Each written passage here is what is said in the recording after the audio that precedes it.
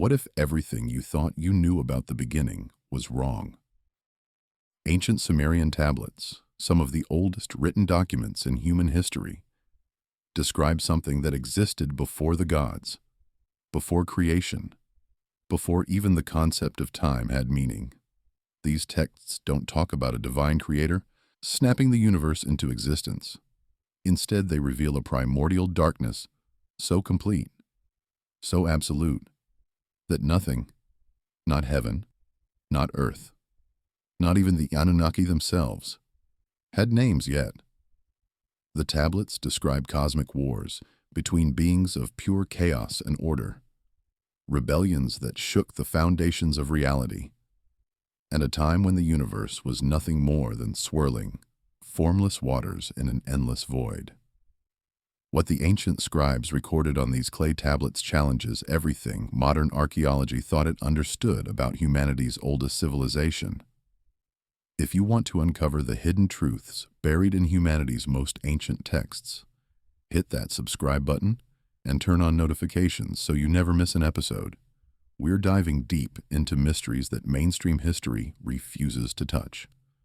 Before anything existed, before the concept of existence itself had meaning, there was Namu. The Sumerian tablets describe her not as a goddess in the traditional sense, but as a cosmic force, an infinite ocean of pure potential, stretching in all directions with no beginning and no end. Imagine absolute nothingness, except it's not empty. It's filled with dark, primordial waters that contain everything that will ever exist, but in formless, chaotic suspension. The ancient texts call Namu the mother who gave birth to heaven and earth. But here's where it gets strange. She herself was never born. She simply was, self-existing, self-generating, needing no creator, emerging from no source. This concept flies in the face of how most people understand creation myths. We're used to stories where a god creates the universe from nothing, the divine word spoken into the void, light separating from darkness. But the Sumerians saw it differently. Their texts never describe creation from nothing. Instead, they document transformation. Namu wasn't empty space waiting to be filled. She was the primordial womb of the universe, pregnant with all possibilities, containing within her dark waters the seeds of everything that would come after. The tablets describe this state as existing outside of time. There were no days, no years, no cycles of seasons or lunar phases, just eternal, unchanging darkness and water. Picture an ocean with no shore, no surface, no bottom. An ocean that extends infinitely in every direction, where the water itself is conscious but hasn't yet formed thoughts, aware but without awareness of being aware. The ancient scribes struggled with language, trying to describe this state, because human words are built for describing things that exist, and Namu predated existence as a category. Modern physicists talk about the universe before the Big Bang as a singularity, a point where all matter and energy existed in an impossibly dense state where the normal laws of physics break down. The Sumerian concept of Namu feels eerily similar, except instead of a point, it's an ocean that thought, an ocean that dreamed, an ocean that, eventually, gave birth to separation and form. Some researchers have noted the strange parallel between ancient Sumerian cosmology and quantum field theory, where particles emerge from fluctuations in underlying fields of potential energy. The Sumerians, writing 5,000 years ago, somehow intuited that reality doesn't come from nothing, but emerges from something more fundamental, a substrate of pure possibility. What makes Namu so fascinating is her dual nature. The texts describe her as both protective and terrifying, nurturing yet incomprehensibly alien. She's not a goddess you pray to or build temples for. She's the fundamental substrate of reality itself, the dark matter of the ancient world, invisible yet essential, holding everything together while remaining forever beyond full comprehension. When later Sumerian cities did acknowledge Namu in their religious practices, it was always with a sense of awe mixed with uncertainty. How do you worship something that existed before worship, before gods, before the very concept of divine and mortal had meaning? The scribes who carved these tablets thousands of years ago were trying to describe something that existed before consciousness, before awareness, before the universe had eyes to see itself. They used the metaphor of water because water was the most primordial substance they knew, shapeless, taking any form, essential for life, capable of both gentle nourishment and devastating destruction. But they were clear that Namu wasn't just water in the physical sense. She was the principle of water, the cosmic essence that physical water merely reflected. In her dark depths, all opposites coexisted without conflict: being and non-being, form and formlessness, potential and actual, life and death. The tablets hint at something else troubling about this primordial state. Namu's waters were described as salty, bitter, like tears, like the ocean. Some translations suggest the waters were dark, not just from absence of light, but from a kind of cosmic grief or loneliness. Here was consciousness without companion, awareness without other, existence without relationship. The texts suggest that what came next, the separation, the division, the breaking of unity, wasn't just inevitable, but necessary. Perfect oneness might sound appealing in abstract philosophy, but the Sumerian scribes understood something profound. Consciousness requires distinction, awareness needs contrast, and existence demands relationship. In Namu's endless dark waters, none of that was possible yet. She was everything and therefore nothing. Infinite potential that couldn't actualize, because actualization requires choice, and choice requires options, and options require separation. The universe was holding its breath, suspended in that eternal moment before the first cosmic event. And in the depths of those primordial waters, something was stirring. The texts describe it as a trembling, a vibration, a disturbance in the perfect stillness.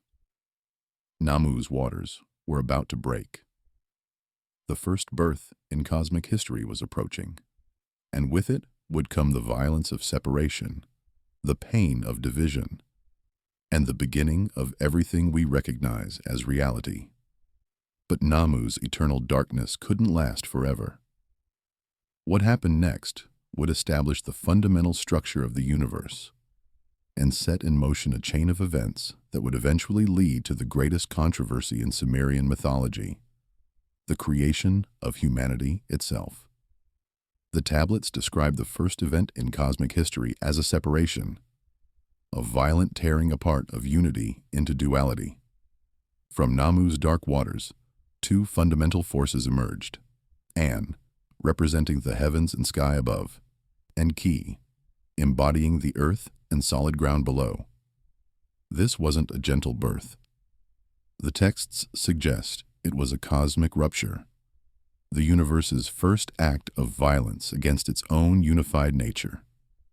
Imagine an infinite ocean suddenly splitting down the middle, one half rising as vapor and light, the other half condensing into heavy solid matter. The space between them, that gap where neither heaven nor earth could claim dominion, became the realm of air, wind, and storm. Here's where multiple versions of the story get interesting and contradictory in ways that suggest something important got lost or obscured in transmission. Some tablets describe An and Ki as being born naturally from Namu, like children emerging from a womb, a process that might have been painful, but was fundamentally organic and intended. But other texts hint at something more disturbing, that they were forcibly separated by an outside force, ripped apart against their will, or at least against the natural order. Enter Enlil, the god of wind and air, whose very name means Lord of the Wind, or Lord of the Command.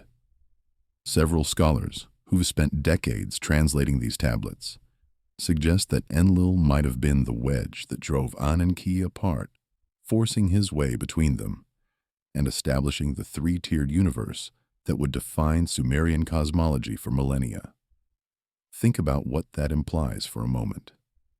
If Enlil separated heaven and earth by force, then the fundamental structure of our universe, the up and down, the above and below, that feels so natural and inevitable, might actually be the result of cosmic violence.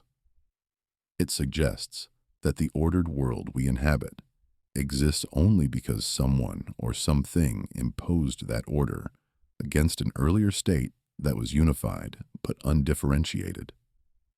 The tablets don't paint this as obviously good or obviously evil. It simply was the necessary violence that allows existence as we understand it to proceed. The masculine and feminine principles that Anunnaki represented became absolutely foundational to how the Sumerians understood every aspect of reality.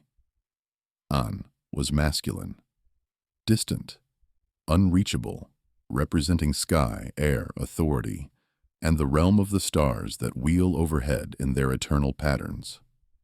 When you looked up at the night sky in ancient Sumer, you were looking into An's domain, cold and remote, and governed by mathematical precision.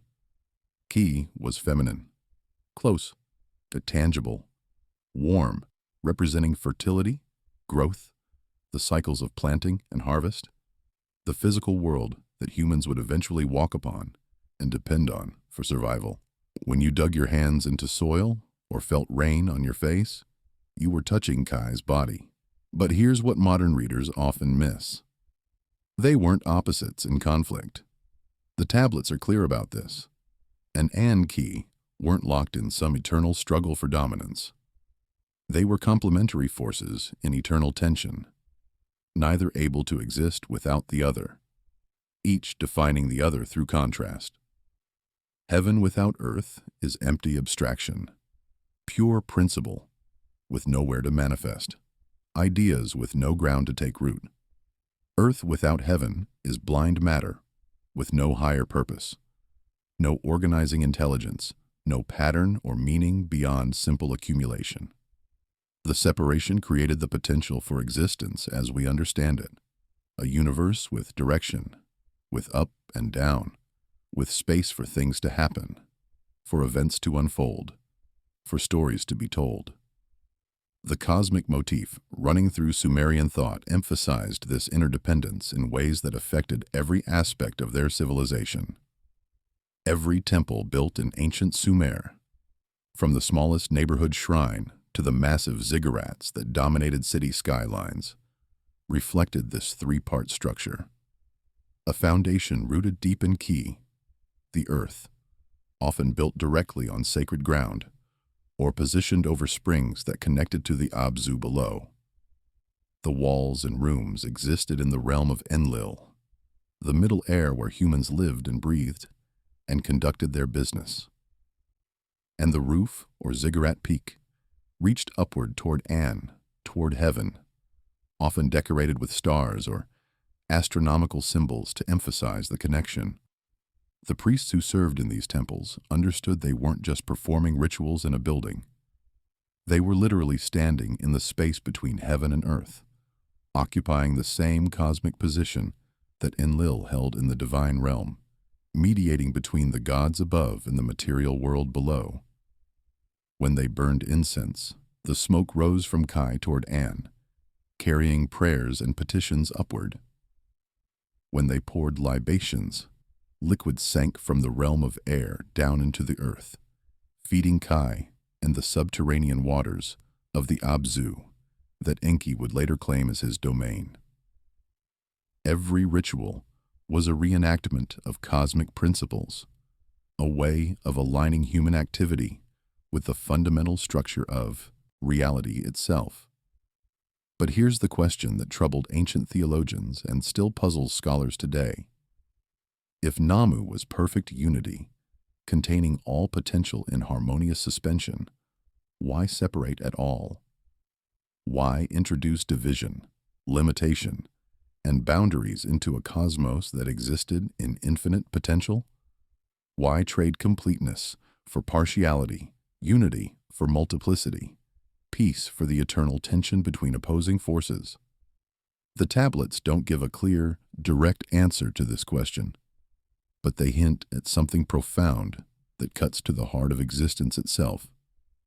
Separation was necessary for consciousness to emerge. Think it through. In perfect unity, there's no observer and observed, no subject and object, no way for the universe to know itself or reflect on its own nature. Namu was everything, but precisely because she was everything, she couldn't be aware of anything in particular. Consciousness requires boundaries. Awareness needs something to be aware of. Knowledge demands a knower and a known, and you can't have that distinction in perfect oneness. Anunnaki's separation created the first relationship, the first dynamic tension, the first possibility of awareness, and therefore the first possibility of meaning. From their division, everything else would follow. The space between heaven and earth became the stage where cosmic drama would unfold. That middle realm, neither fully divine nor purely material, would be where gods interacted, where prayers rose and blessings descended, where humanity would eventually scratch out an existence trying to serve the beings above, while remaining bound to the earth below. The separation established polarity, and polarity generates energy, movement, change. In Namu's undifferentiated waters, nothing could happen because there was no distinction between cause and effect, action and reaction, before and after. But once Enrose and Kai descended, time became possible. Events could unfold in sequence. Stories could be told. The ancient texts describe the moment of separation with language that feels almost traumatic. There's a sense of loss, of something precious and irretrievable being broken.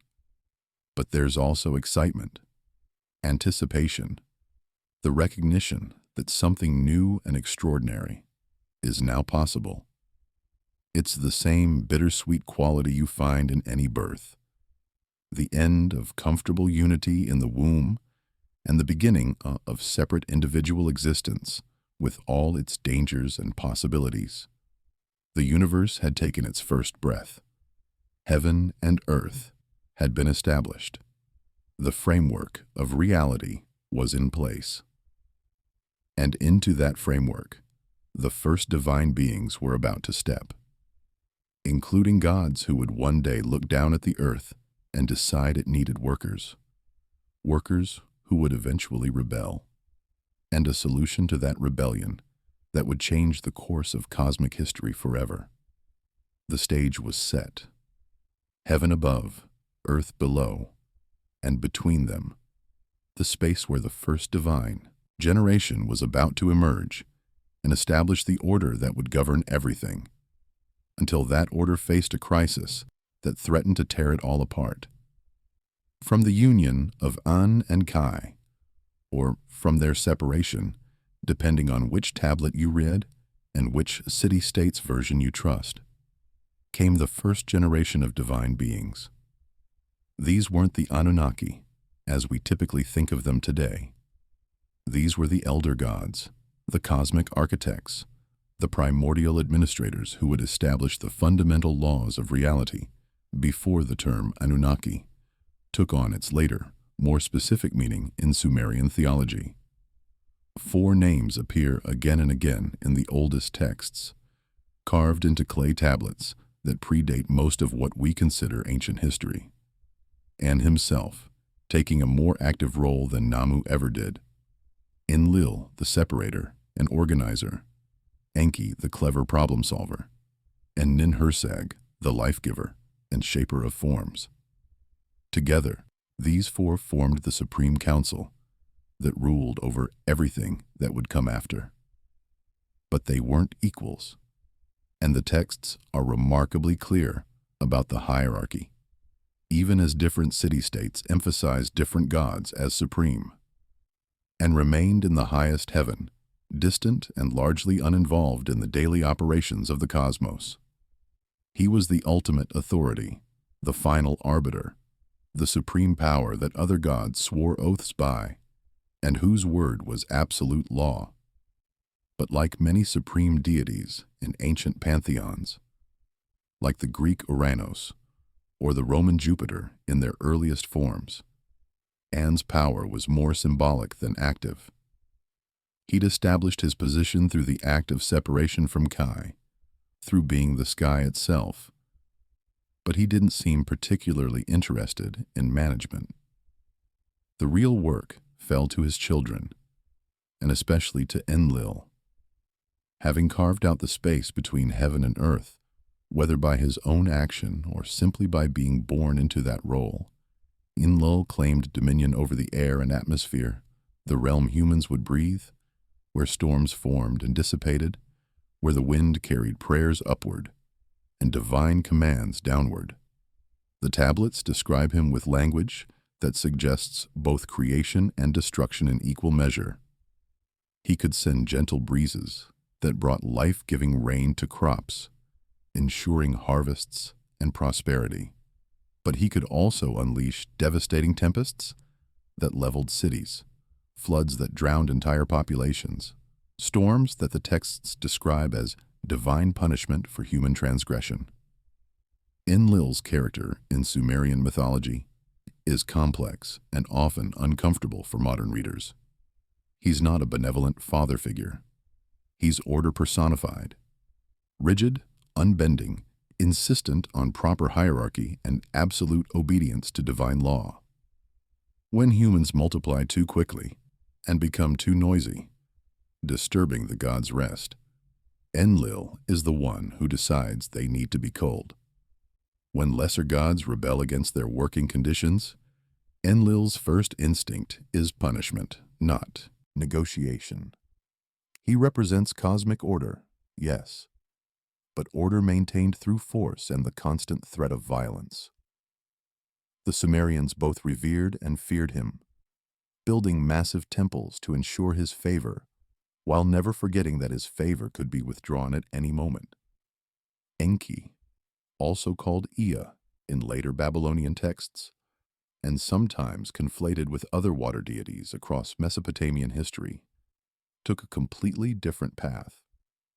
While Enlil ruled the air above, claiming the space between heaven and earth, Enki descended into the watery depths below. He became lord of the Abzu, the subterranean ocean of fresh water that the Sumerians believed fed all rivers, wells, and springs. This wasn't just a symbolic position.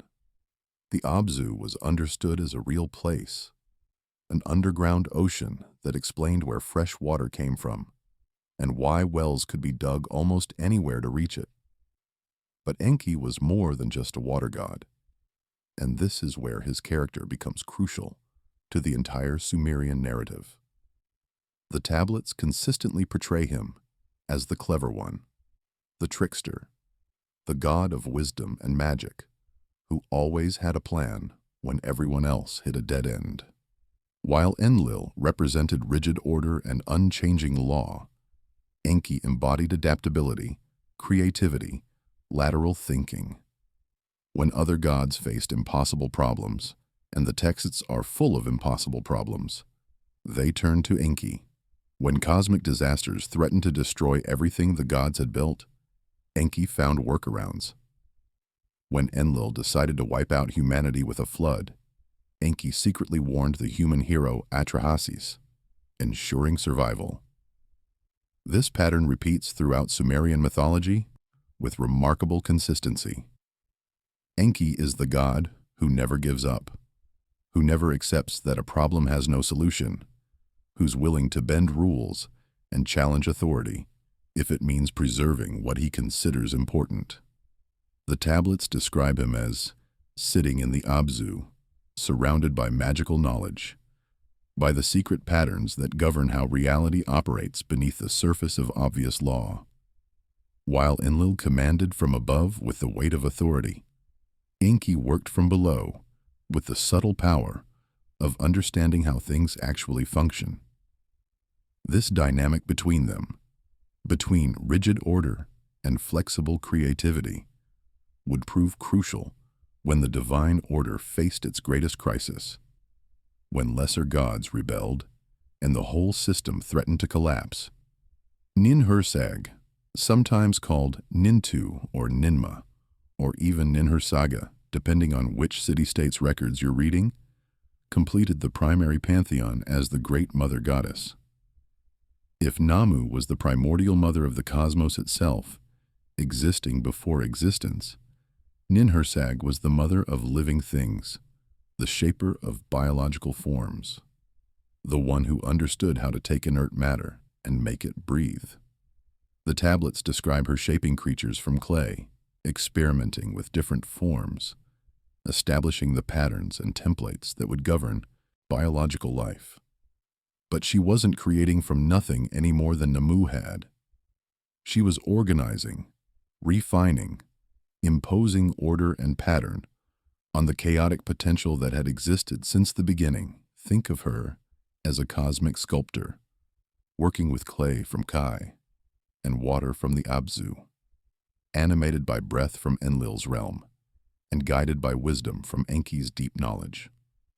The texts describe her attempting various combinations, trying different approaches, figuring out through trial and error what forms could sustain themselves and which would collapse back into formless matter. She was establishing the grammar of biology, the rules that would govern how living things grow, reproduce, and maintain their patterns across generations.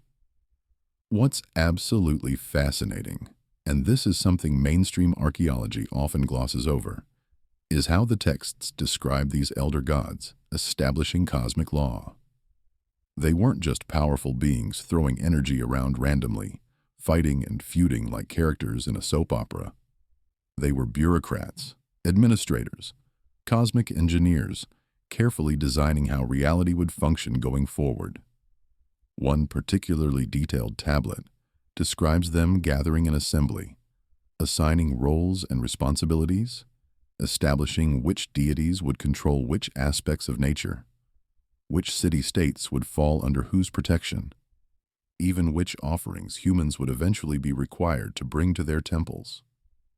The universe, according to Sumerian thought, operated like a vast government, with departments, jurisdictions, hierarchies, and procedures. There were gods responsible for brickmaking, and gods overseeing beer production, gods managing the growth of barley, and gods ensuring the sun rose according to schedule. Every aspect of reality, natural and cultural, had a divine administrator.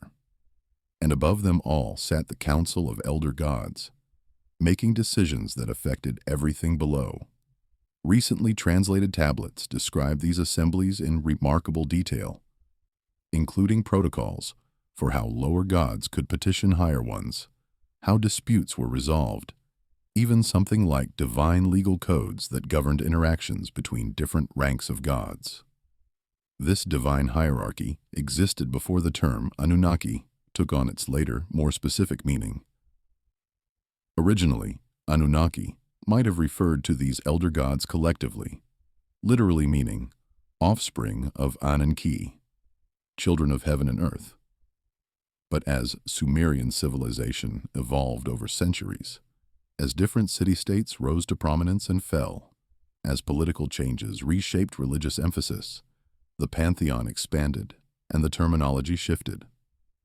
New gods emerged, or perhaps were discovered, or maybe were simply renamed versions of older deities from different regions or traditions. The tablets aren't always clear about the distinctions, and contradictions abound. What started as a handful of cosmic architects became a complex divine society with hundreds of named gods and goddesses, each with specific roles, complicated family relationships, territories they protected, and temples where they received worship. The term Anunnaki gradually came to refer more specifically to a group of judges or administrators in the underworld, while other terms like Igigi emerged to describe different categories of divine beings. The terminology is confusing precisely because it evolved over thousands of years across dozens of city-states that were sometimes allied, sometimes at war, always competing to elevate their local gods to positions of greater importance in the broader pantheon. The texts describe these divine beings as immortal, but not eternal. They had beginnings, even if they'd never have endings. They could be injured, bound, imprisoned, though not easily killed in any permanent sense. They felt emotions that the tablets describe in surprisingly human terms: jealousy, anger, love, pride, resentment, ambition. They formed alliances that shifted over time, nursed grudges that lasted millennia, and most importantly, for what comes next, they needed things. They required food and drink, divine food, but food nonetheless.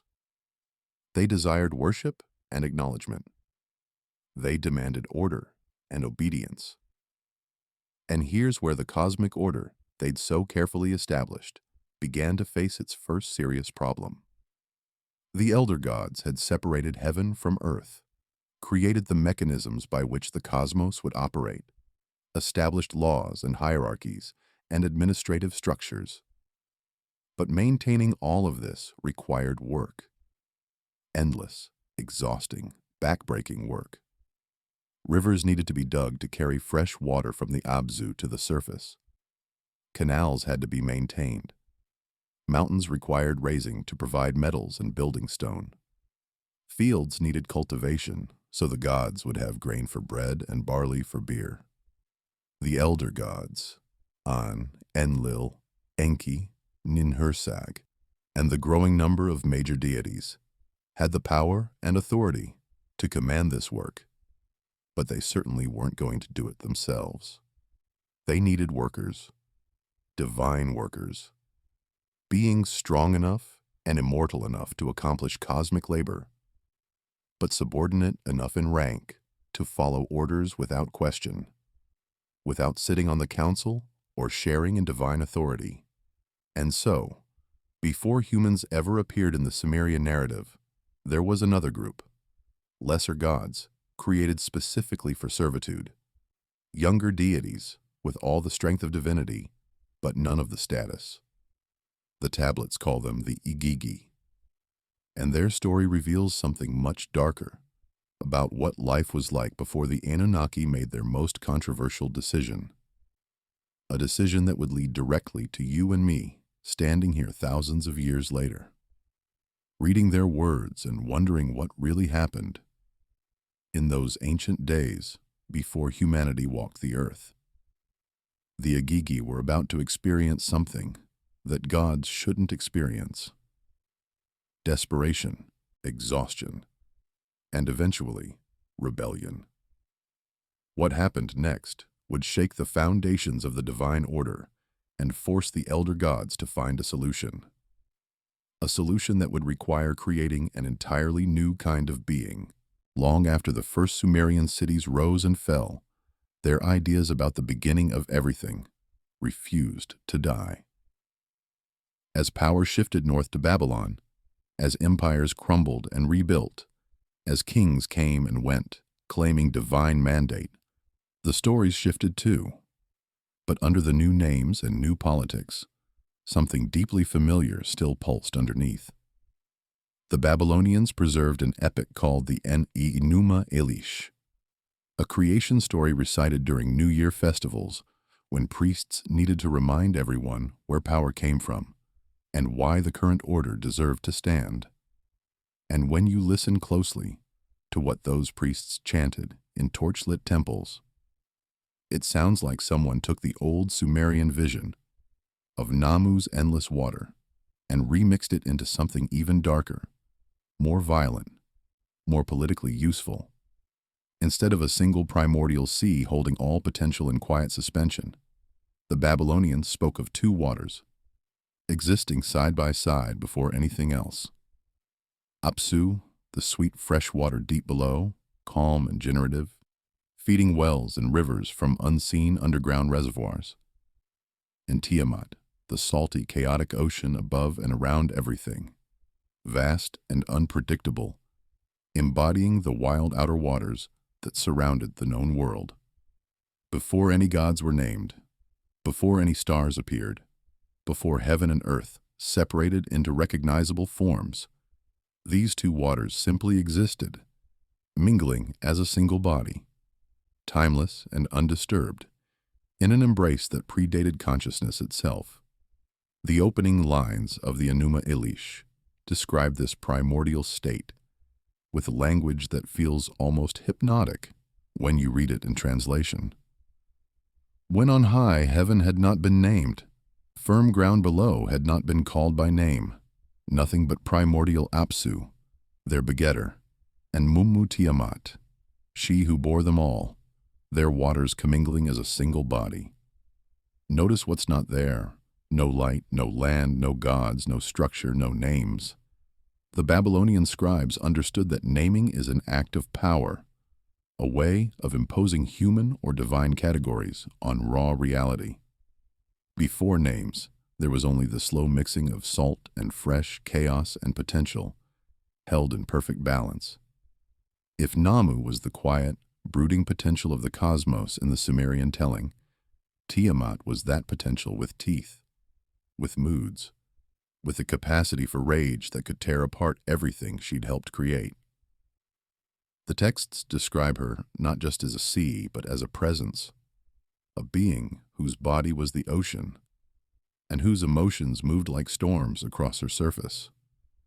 She wasn't abstract. She had personality. Some tablets describe her as protective at first, maternal even, watching over the early gods who emerged from her waters like a mother watches children playing near the shore. But those same tablets make clear that her patience had limits. And when those limits were crossed, when her essential nature was violated, she would become something terrible. Apsu, her consort, represented the deep underground, freshwater reservoir that ancient Mesopotamians believed fed all the rivers, springs, and wells of the world. He was calm where she was turbulent, ordered where she was wild, generative where she was consuming. Together they formed a kind of dual Namu, two aspects of primordial water instead of one, masculine and feminine principles, existing before the separation of heaven and earth, made those categories meaningful. When their waters mixed in that eternal embrace before time began, tiny eddies formed. Those eddies became more complex, more distinct, until they weren't just disturbances in the water anymore. They were beings with their own existence. The first younger gods were born this way. Ripples that gained awareness, patterns that became permanent, disturbances that learned their own names. The tablets list them: Lamu and Lahamu, then Anshar and Kishar, then Anu and Nudimud, another name for Ea, Enki. Each generation more defined, more separate from the primordial waters that birthed them. And as they became more separate, as they developed personalities and preferences and wills of their own, they inevitably did what young beings do. They moved, they talked, they argued, they made noise. In the eternal stillness of Apsu and Tiamat's embrace, this activity felt like an invasion, a violation of something sacred. At first, according to the epic, Apsu and Tiamat tolerated their children's restlessness. Perhaps they were curious about these new beings, fascinated by how consciousness had emerged from unconsciousness, how names had crystallized out of namelessness. But as the younger gods multiplied and their activity intensified, as they established territories, formed alliances, competed for status, the peace of the primordial waters shattered beyond repair. The Enuma Elish describes the younger gods disturbing Apsu with their constant motion and chatter, disrupting his ability to rest, transforming eternity's stillness into something like perpetual daytime in a crowded city where silence never comes. Apsu grew more than annoyed.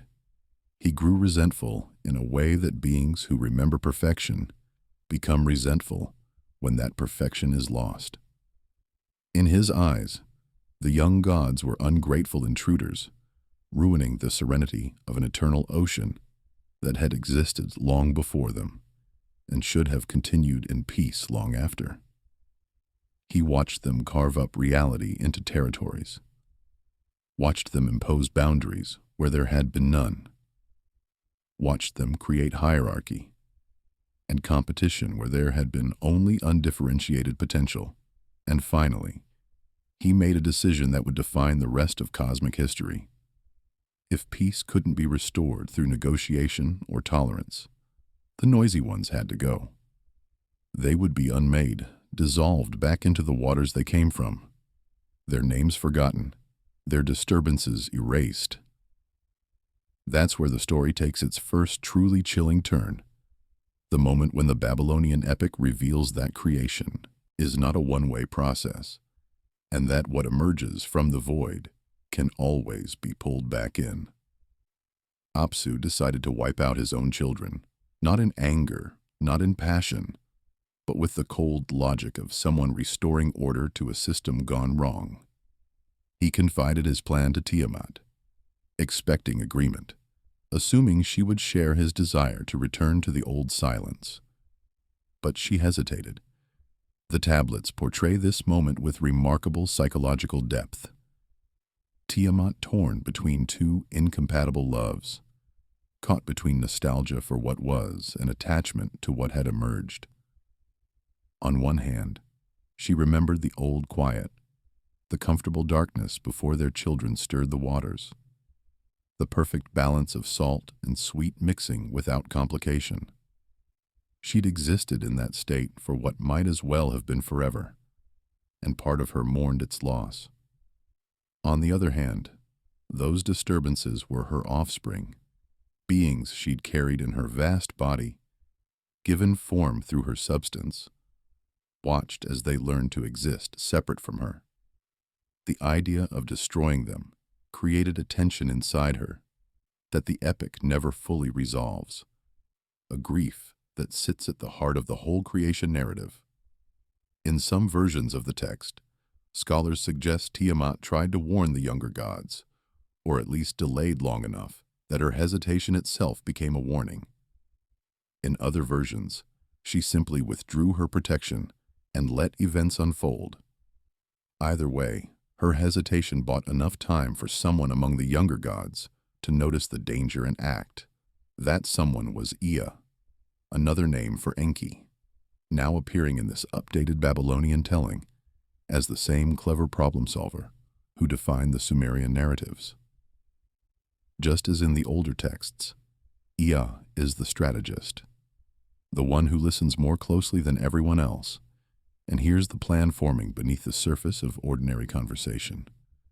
When he discovered Apsu's intention to erase the noisy younger gods and return the cosmos to primordial silence, he didn't call a council or debate the ethics or try diplomatic solutions. He struck first, fast, and permanently, using incantations that tapped into knowledge deeper than any of the other younger gods possessed, using spells that worked on the fundamental structure of water itself. Ea put Apsu into a sleep from which there would be no waking. Then, while the primordial father lay bound by magic, Ea killed him. The texts don't dwell on the method or the violence. The act is described almost clinically, like a surgical removal of a threat, but they do dwell on what came after, And this detail says everything about ancient Mesopotamian attitudes toward power and legitimacy. Ea didn't just leave Apsu's body floating in the void as a warning or a monument. He built his own dwelling on top of it. He turned the buried god into a foundation for his own domain, literally establishing his authority on the corpse of the primordial father. Think about the implications of that architectural choice for a moment. Every time Ea sat in his palace, every time he received offerings, or issued commands, or worked his clever solutions to cosmic problems, he was sitting on top of the murdered body of one of the two primordial beings that predated all creation. The message to anyone who knew the story was unmistakable. Even the oldest powers can be overthrown. Even the primordial can be buried. Even the foundations of reality can be repurposed by those clever and ruthless enough to act first. It's a deeply pragmatic, almost cynical view of how cosmic order actually gets established and maintained. Not through universal harmony, but through strategic violence and the willingness to build on top of what you've destroyed. Tiamat's grief and rage at this act ignited the second, even more violent phase of the cosmic drama. In the Sumerian vision, Namu nurtures the emergence of form from formlessness with something like maternal patience. In the Babylonian update, Tiamat becomes the embodiment of chaos pushed too far, protective instinct twisted into vengeance, creative potential transformed into destructive fury. She watched one half of the primordial pair, her consort, her complement, the fresh water to her salt, destroyed by the very children they had helped bring into existence. The text suggests this betrayal twisted something fundamental inside her, broke something that couldn't be repaired. She stopped hesitating. She stopped protecting the younger gods or trying to mediate between old and new. She made a decision. If the younger gods could murder their father and build palaces on his corpse, she would show them what the primordial mother could do when mercy ran out. She would no longer be a passive background, a nurturing ocean that tolerated disturbances in her waters. She would become their judge, their executioner, the chaos they thought they'd escaped coming back to reclaim them. The epic describes what happened next with language that feels designed to invoke terror. Tiamat didn't just summon an army. She created one from her own substance, giving physical form to every nightmare the younger gods might have suppressed when they pretended the old chaos was gone. Dragons whose scales reflected no light, whose eyes burned with something older than fire. Serpents with fangs that dripped venom concentrated from the bitterness of the primordial salt sea. Hybrid creatures that violated every category the younger gods had tried to establish. Beings that were part lion and part scorpion, part eagle and part serpent. Forms that refused the neat boundaries civilization requires. These weren't just monsters in the modern fantasy sense, creatures you fight and forget. They represented the return of everything the separation of heaven and earth had tried to suppress and organize out of existence. Before Anunnaki split, before Enlil carved space between them, before the younger gods imposed their names and their territories and their hierarchies, reality had been a seamless blend of possibilities where anything could become anything else. Tiamat's children brought those blurred boundaries back.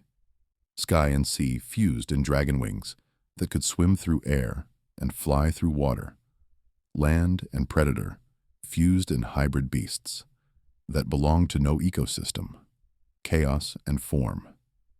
Married in bodies that both were and weren't, that existed in defiance of the categories required for stable reality. If the elder gods and their children had spent ages refining categories, organizing the cosmos into manageable departments with clear jurisdictions and neat hierarchies, Tiamat's army was chaos, throwing those categories back in their faces with interest.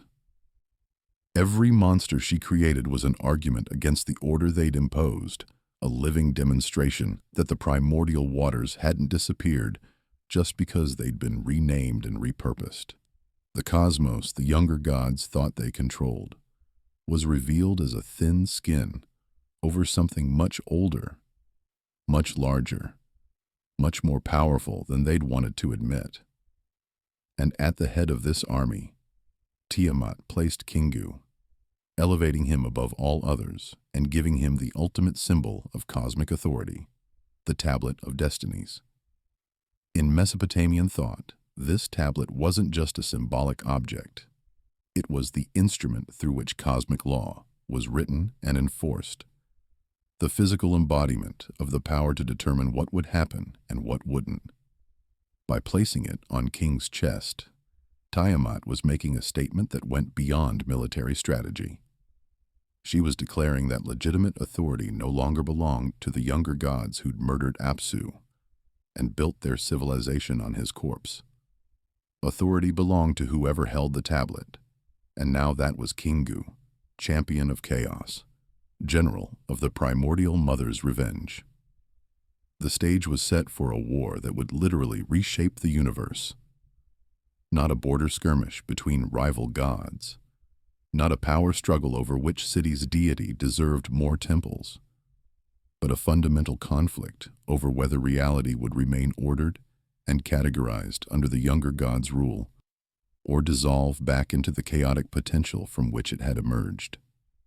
The younger gods had thought they'd escaped the primordial waters, thought they'd established a cosmos where they could make noise and claim territory and build hierarchies without consequence. Tiamat was about to teach them that you don't escape the deep. You just forget it's there until it rises up to remind you. But that wasn't the whole story, because the cosmic war that followed didn't just decide who ruled the gods. It determined what kind of universe humanity would be born into next. What fundamental structure would define reality for every being that came after. And the being who would win that war, who would carve order out of Tiamat's defeated body, was waiting in the wings, ambitious, powerful, and ready to make a deal that would change everything. Once Apsu was gone and Tiamat's rage had fully awakened, there was no going back to the old balance. The primordial calm that had existed before names, before time, before the first disturbance rippled across the waters, that peace was lost forever. Eternity itself had been broken into before and after, and the younger gods who'd grown comfortable in their new order suddenly found themselves facing a storm they weren't ready to handle. Tiamat didn't simply lash out blindly in her grief and fury. She organized. She planned. She chose Kingu as her general, placed the Tablet of Destinies on his chest like a cosmic badge of ultimate authority, and unleashed an army that made even divine beings, immortal, powerful, supposedly beyond mortal fears, tremble. Whatever the Sumerian scribes thought of their gods, whatever divine confidence the older texts projected, the Babylonian epic makes one thing absolutely clear. These gods were not fearless. The younger gods saw Tiamat's forces marshaling in the void, saw her monstrous children taking shape from her substance, saw the primordial mother they'd thought was safely in the past, returning as an avenging force, and they panicked. The tablets describe their terror in language that strips away any pretense of divine invincibility. They argued. They blamed each other. They looked for someone else to shoulder the burden of confronting what they'd awakened. The epic lists Tiamat's creations like a roster of living nightmares, each more impossible than the last. Serpents with venomous fangs that could pierce divine flesh, something the younger gods thought couldn't happen. Dragons whose mouths belched not ordinary fire, but the primordial flames that existed before light and heat, separated into distinct phenomena. Creatures with scorpion tails grafted onto lion bodies, beings that combined predator and predator in forms that made no biological sense but plenty of nightmare sense. Storm demons that weren't made of flesh at all but of condensed chaos. Entities that shifted form moment to moment, so no defense could be prepared against them. Mad dogs that tracked not scent but divine essence, that could hunt gods across the void and corner them in their own palaces. These weren't just monsters in the modern fantasy sense where heroes fight them, win, and move on to the next quest. They represented something far more threatening to the younger gods' entire project. Each of Tiamat's children was a return of everything the separation of heaven and earth had tried to suppress and organize out of existence. Before Anunnaki split, before Enlil carved space between them, before the younger gods imposed their names and their territories and their bureaucratic hierarchies, reality had been a seamless blend of possibilities, where anything could flow into anything else, where boundaries were suggestions rather than walls, where form was temporary and always negotiable. Tiamat's army brought those blurred boundaries back with savage clarity.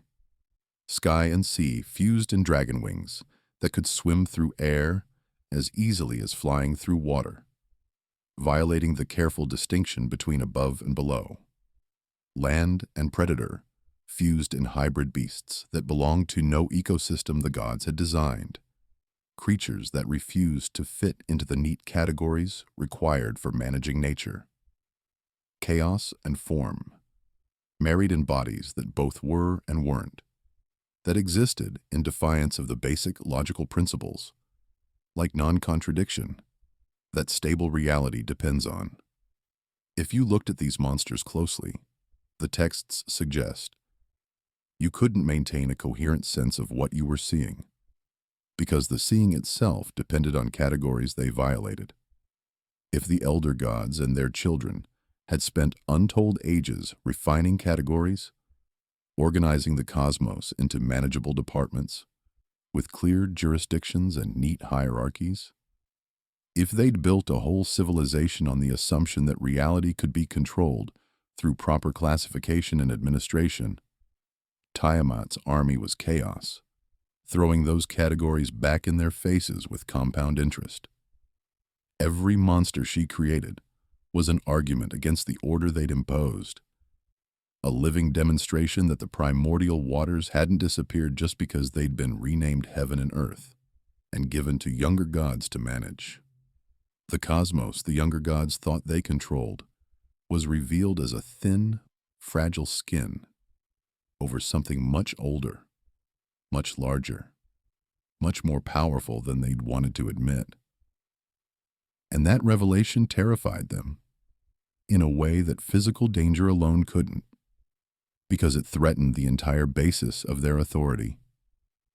If reality was just temporary order, imposed on chaos that could return at any moment if the primordial could reassert itself whenever it chose, then what were the younger gods but squatters in a universe that didn't actually belong to them? The younger gods called a council, a pattern that appears again and again in Mesopotamian stories whenever the universe faces an existential crisis.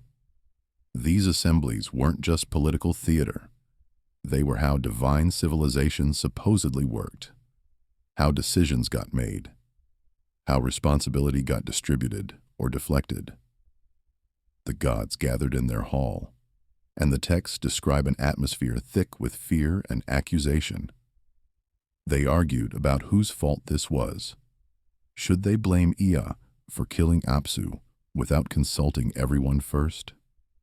Should they blame themselves for getting comfortable and forgetting that the primordial powers were only sleeping, not dead?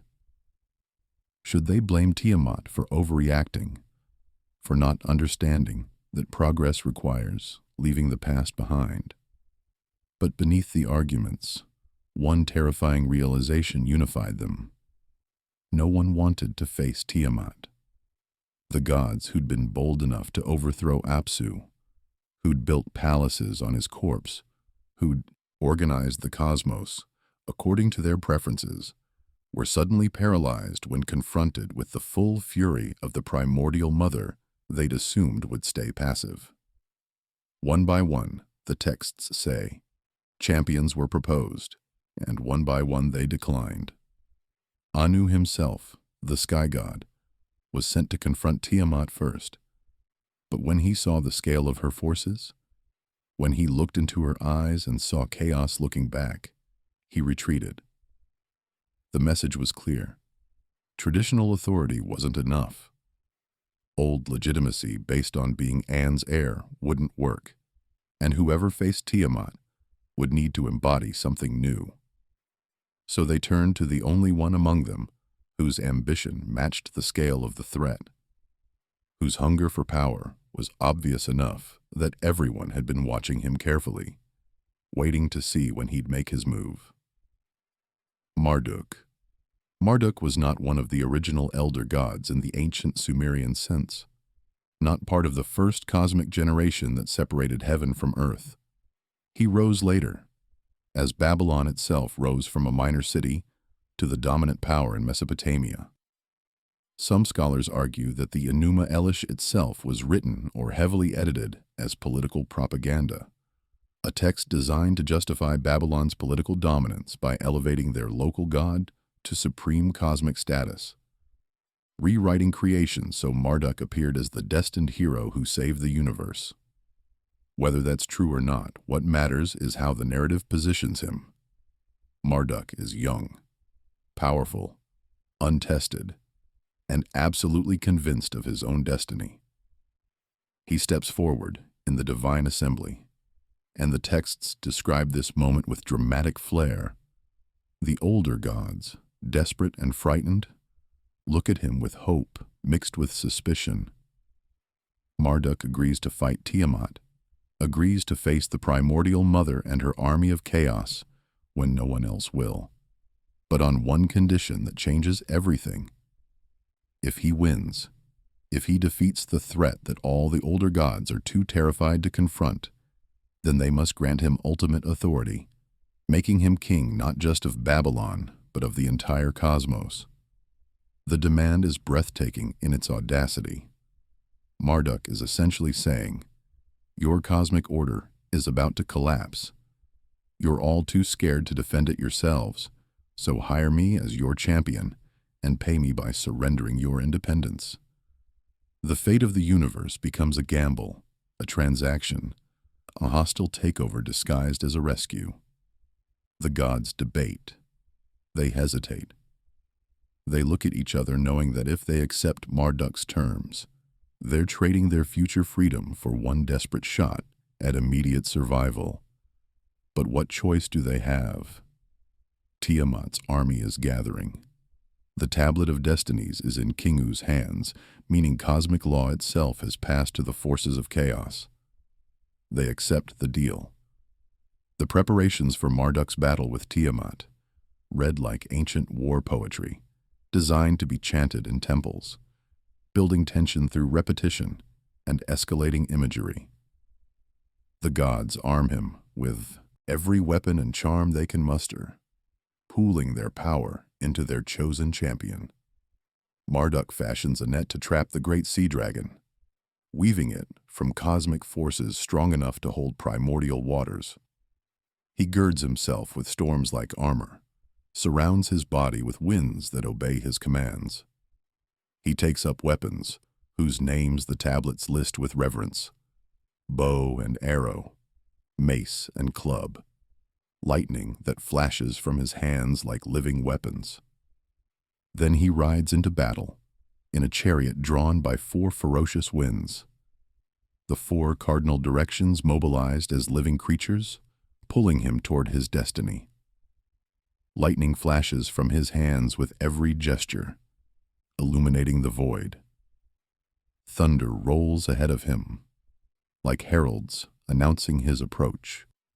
Sound itself made into a weapon that shakes the foundations of heaven and earth. The very fabric of reality vibrates as he moves closer to Tiamat's domain. as order incarnate prepares to collide with chaos embodied. This is not a quiet, subtle confrontation happening in the unobserved depths of the sea.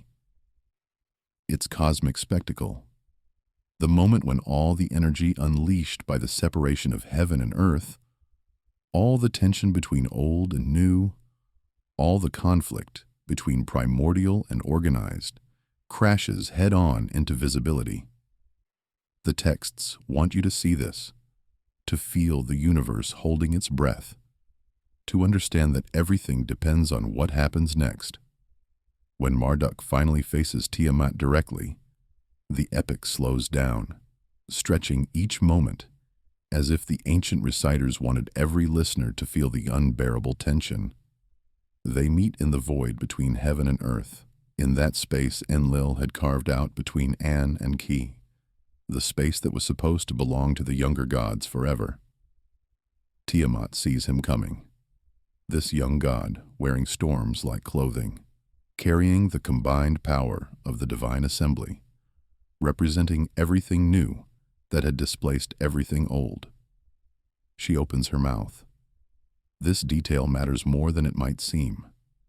Tiamat's mouth in this moment represents the return to undifferentiation, the dissolution of boundaries, the chaos that swallows form and returns it to formless potential. If Marduk enters that mouth, he'll be unmade, dissolved back into the primordial waters, all his order and organization scattered like a dream on waking.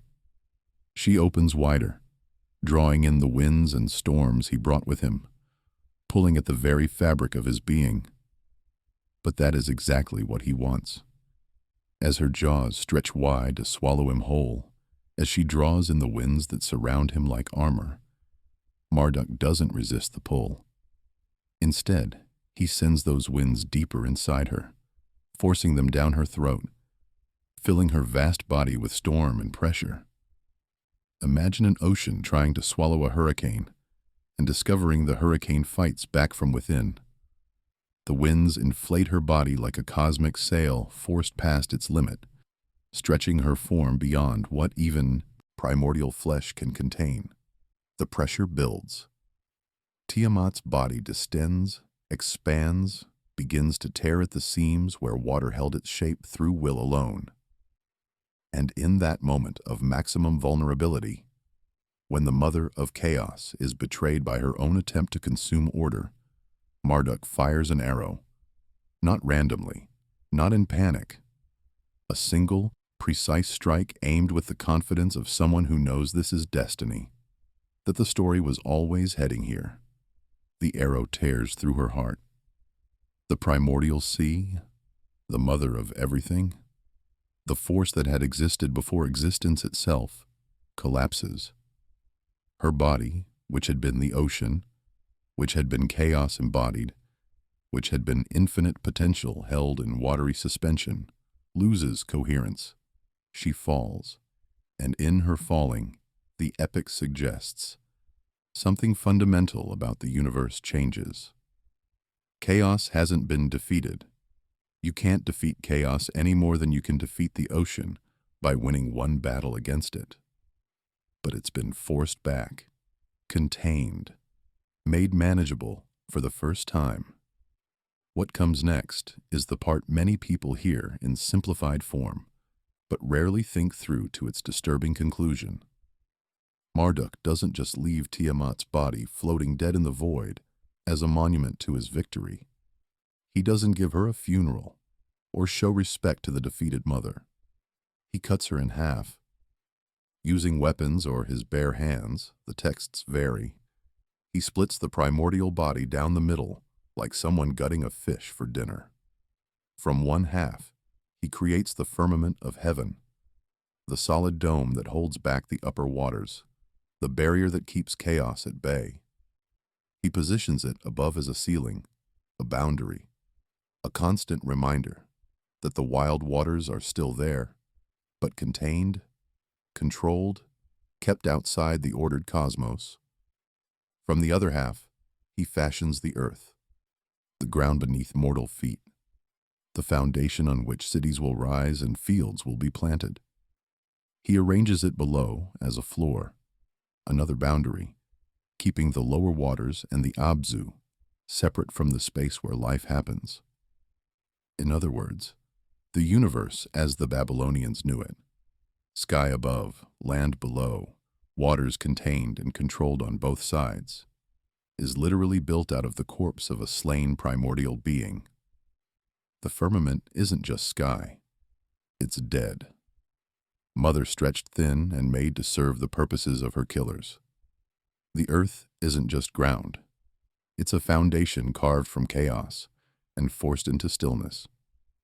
Every day the sun rises, every night the stars wheel overhead, every season the floods come and recede according to schedule. All of it happens within a structure built from Tiamat's body, maintained by the violence that defeated her.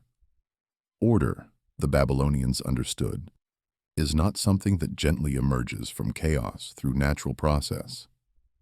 It is something carved out of chaos by force, imposed on the ruins of what came before, maintained through constant vigilance against the return of what was suppressed.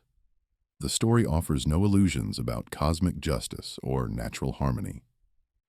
The universe we inhabit, it says, exists because someone strong enough imposed their will on something stronger and older.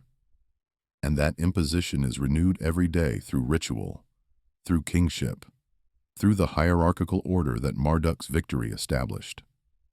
Seen from one angle, Marduk is the hero of the story, the champion who defeated an uncontrollable threat and gave the gods a stable world to live in, who brought order out of chaos and made civilization possible. From another angle, he is the architect of a universe built on violence, dominion, and the permanent repression of an older, deeper power that never truly dies.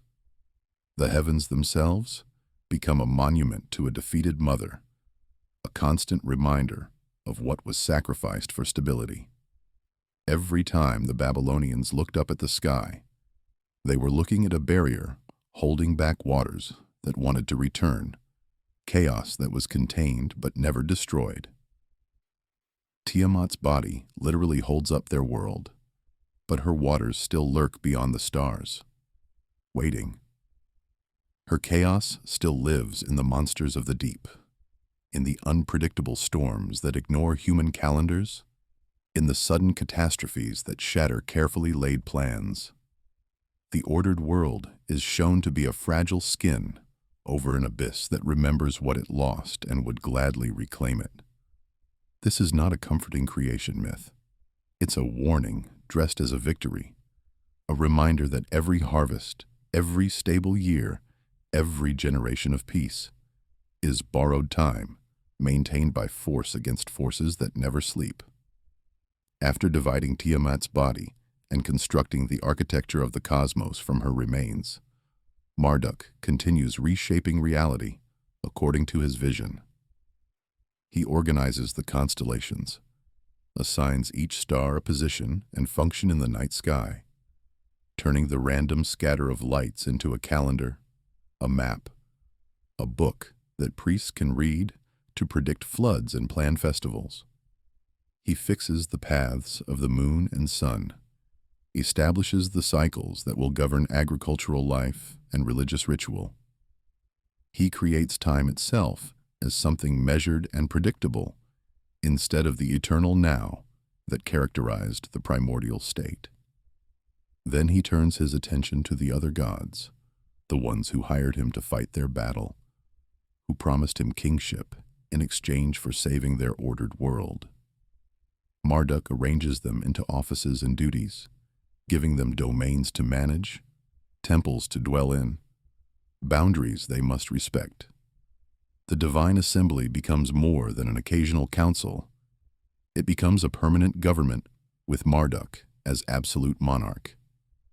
Every god receives a role, a responsibility, a place in the hierarchy that Marduk now controls. The Enuma Elish ends with an extended section where the gods recite Marduk's 50 names, each name representing a role, a power, a title, a facet of his comprehensive authority. The recitation goes on, hammering home the point. Everything depends on him now. The younger gods got their survival, saved their civilization, preserved their order, but they traded their freedom for a single, all-powerful ruler who can never be challenged because his legitimacy is written into the structure of reality itself. They defeated chaos by submitting to hierarchy, escaped Tiamat's dissolution by accepting Marduk's domination. Why does this matter for the story of what happened before the Anunnaki came to Earth? Because the logic of this cosmic battle, rebellion against established order, violent crackdown, forced reorganization under new management, mirrors exactly what the Sumerian texts say happened among the gods themselves long before humans appeared. In both narratives, divine beings create a situation they can't control, then respond with extreme measures that reshape reality. In the Babylonian version, the younger gods trigger Tiamat's fury through their murder of Apsu, and Marduk creates the world out of her slain body. In the Sumerian stories, the elder gods create a class of workers, push them too far, trigger a rebellion, and are forced to invent something entirely new to replace them. The pattern is unmistakable. Once you see it, power produces resistance. Resistance provokes crackdowns, and those crackdowns lead to irreversible changes in how the cosmos is structured. Before the Anunnaki ever turned their attention toward Earth as a place that needed managing, before they ever considered what would happen if their workers rebelled, they had already seen the pattern play out on cosmic scale. They'd watched Marduk carve a universe out of a slain primordial being. They'd learned that order requires violence, that civilization demands sacrifice, that the current arrangement only exists because previous arrangements were destroyed. And they'd learned one more crucial lesson that would prove essential when their own crisis came. If you want a system to last, someone has to do the work. The gods needed Marduk because they wouldn't fight Tiamat themselves. Later, the Anunnaki would need workers because they wouldn't labor themselves. And when those workers reached their breaking point, when they rebelled exactly like Tiamat rebelled, the solution would follow the same brutal logic. Create something new out of the defeated old. Impose order through force. Build the next age on the corpse of what came before. Which brings us to the ones who felt that breaking point firsthand, who experienced in their own divine bodies what it means to be ground down by endless labor, who discovered that even immortality doesn't protect you from exhaustion when the work never stops. The Igigi. And what happened to them would force the gods to make a decision that echoes through every human life that followed. Long before humans appeared in the Sumerian story, long before clay was mixed with divine blood and shaped into forms that could work and think and suffer, there was another class of beings doing the hard, unending work of keeping the divine project running. They weren't the great elder gods like An, sitting in distant heaven, or Enlil, commanding from his palace, or Enki, working clever solutions from the depths of the Abzu. They didn't sit in councils deciding the fate of the cosmos, didn't receive elaborate sacrifices in grand temples, didn't have priests chanting their names during festivals. They were the workers, the ones who dug the channels, raised the banks, carved the foundations of what would later become the organized, civilized world. The texts call them the Igigi, and for the longest time, almost nobody paid attention to them. If the Anunnaki were the high officials, the administrators, the gods who made decisions and received credit, the Igigi were the field crews, the ones whose hands bled, metaphorically or perhaps literally, while the cosmos was organized. The Sumerian and Akkadian myths describe them as younger gods, divine and therefore immortal and powerful, in ways humans couldn't match, but critically, painfully low in rank. They existed in a strange, uncomfortable category, too divine to be disposable, like animals or objects, but not divine enough to have voices that mattered when the elder gods made decisions. They were expected to obey without question, to follow orders passed down from the higher gods without complaint or negotiation, to labor endlessly on projects that were far bigger than any single lifetime, projects that, in fact, would take multiple lifetimes even for immortal beings to complete. And that's exactly what the elder gods assigned them. The tablets are remarkably specific about what the Igigi were forced to do, and when you read the descriptions closely, a picture emerges of labor so brutal, so unrelenting, that even divine bodies began to break under the strain. One particularly detailed text, preserved in the Atrahasis epic, paints a brutal picture that later scribes would echo and elaborate on. The Igigi were tasked with digging massive canals across landscapes that stretched beyond mortal horizons. Not small ditches for garden irrigation, but engineering projects on geological scale. Channels wide enough to carry rivers, deep enough to reach the Abzu waters far below the surface, long enough that the gods who started at one end might spend centuries reaching the other. They were shaping the landscape itself, so water from Enki's deep realm could reach the surface in controlled streams, feeding the fields where grain would grow, providing the resources the elder gods required for their offerings and their comfort. Imagine endless lines of glowing, divine figures, bent over tools that never seemed quite adequate for the task, shoveling mud that reformed as fast as they could move it, chiseling rock that resisted even divine strength, moving earth under a burning sun and a watching sky, knowing that when they finished one section, a dozen more stretched ahead. The texts described them digging the Tigris and Euphrates rivers, not discovering them, not following natural channels, but literally excavating them from scratch, imposing hydrology on a landscape that hadn't asked for it. And they weren't lounging in clouds when the work was done for the day. There were no days off, no rest periods, no rotation system where some could recover while others labored. The texts are clear. The work was constant. When one project finished, another began. When the canals were dug, the mountains needed raising to provide metals for tools and stone for temples. When the mountains were shaped, fields required cultivation, so the gods would have grain for bread and barley for beer.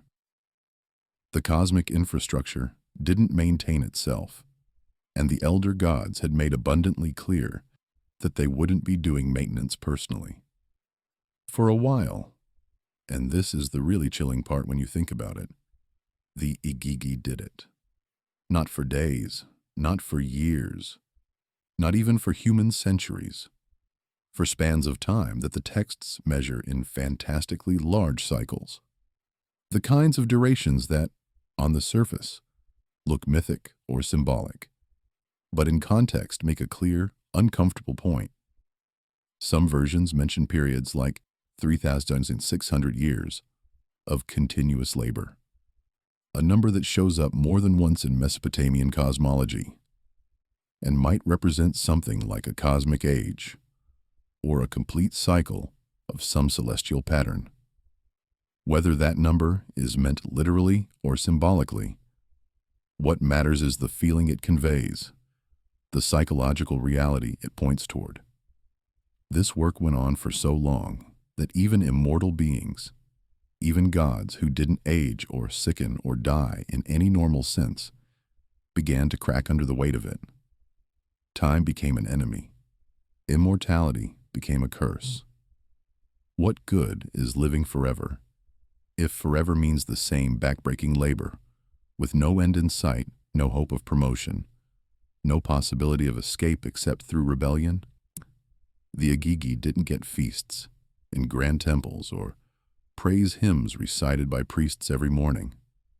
They didn't have devotees building ziggurats in their honor or bringing offerings of bread and beer. They got assignments. They got quotas. Dig this many cubits per cycle. Raise this mountain by that date. Complete this canal before the next divine council meets. They got orders shouted down from comfortable thrones in celestial palaces that, and this must have stung, were built on the very ground the Igigi had raised, using the very stone the Igigi had quarried, maintained by the very systems the Igigi kept running. The elder gods received sacrifices, offerings, sweet-smelling incense from humans who would eventually appear. The Igigi received tools and a curt order to keep digging. Over time, vast stretches of time during which the injustice of the arrangement became more and more obvious. Exhaustion turned into bitterness. Bitterness fermented into resentment. Resentment crystallized into rage. The same pattern that played out on cosmic scale with Tiamat and the younger gods.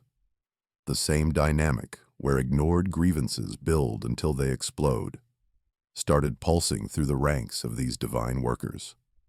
The myth preserved most vividly in the Atrahasis tradition describes the breaking point in language that feels deliberately dramatic, designed to make listeners understand that what happened next wasn't a small complaint or a minor dispute. The Igigi were done, completely, irrevocably done. They'd reached the end of their willingness to continue, that point where the fear of punishment becomes less powerful than the need to make the situation stop, no matter the consequences. They met in secret, away from the oversight of the higher gods, in spaces where divine surveillance didn't reach or chose not to look. And they began to talk openly about what everyone had been thinking in private for ages. Why should they, younger gods, yes, but still gods, still divine, still immortal, labor endlessly, while the Anunnaki enjoyed the benefits of their work without ever picking up a tool themselves? Why should the ones with calloused hands, if divine hands can callous, and weary backs, if divine backs can weary, be treated as tools instead of members of the divine family, deserving of respect? The texts suggest the conversation started carefully, voices lowered, everyone aware that questioning the cosmic order was dangerous. But as more Igigi gathered, as the complaints poured out, and each worker discovered that every other worker felt exactly the same, grinding resentment, the caution burned away. They weren't just tired, they weren't just overworked, they were being exploited, used, ground down in service of a system that gave them nothing but more work in return for their millennia of effort. They decided that if their situation wasn't going to change through negotiation or appeals to divine justice, they would have to be the ones to change it through force. They would stop. Simply stop. Refuse to dig another cubit.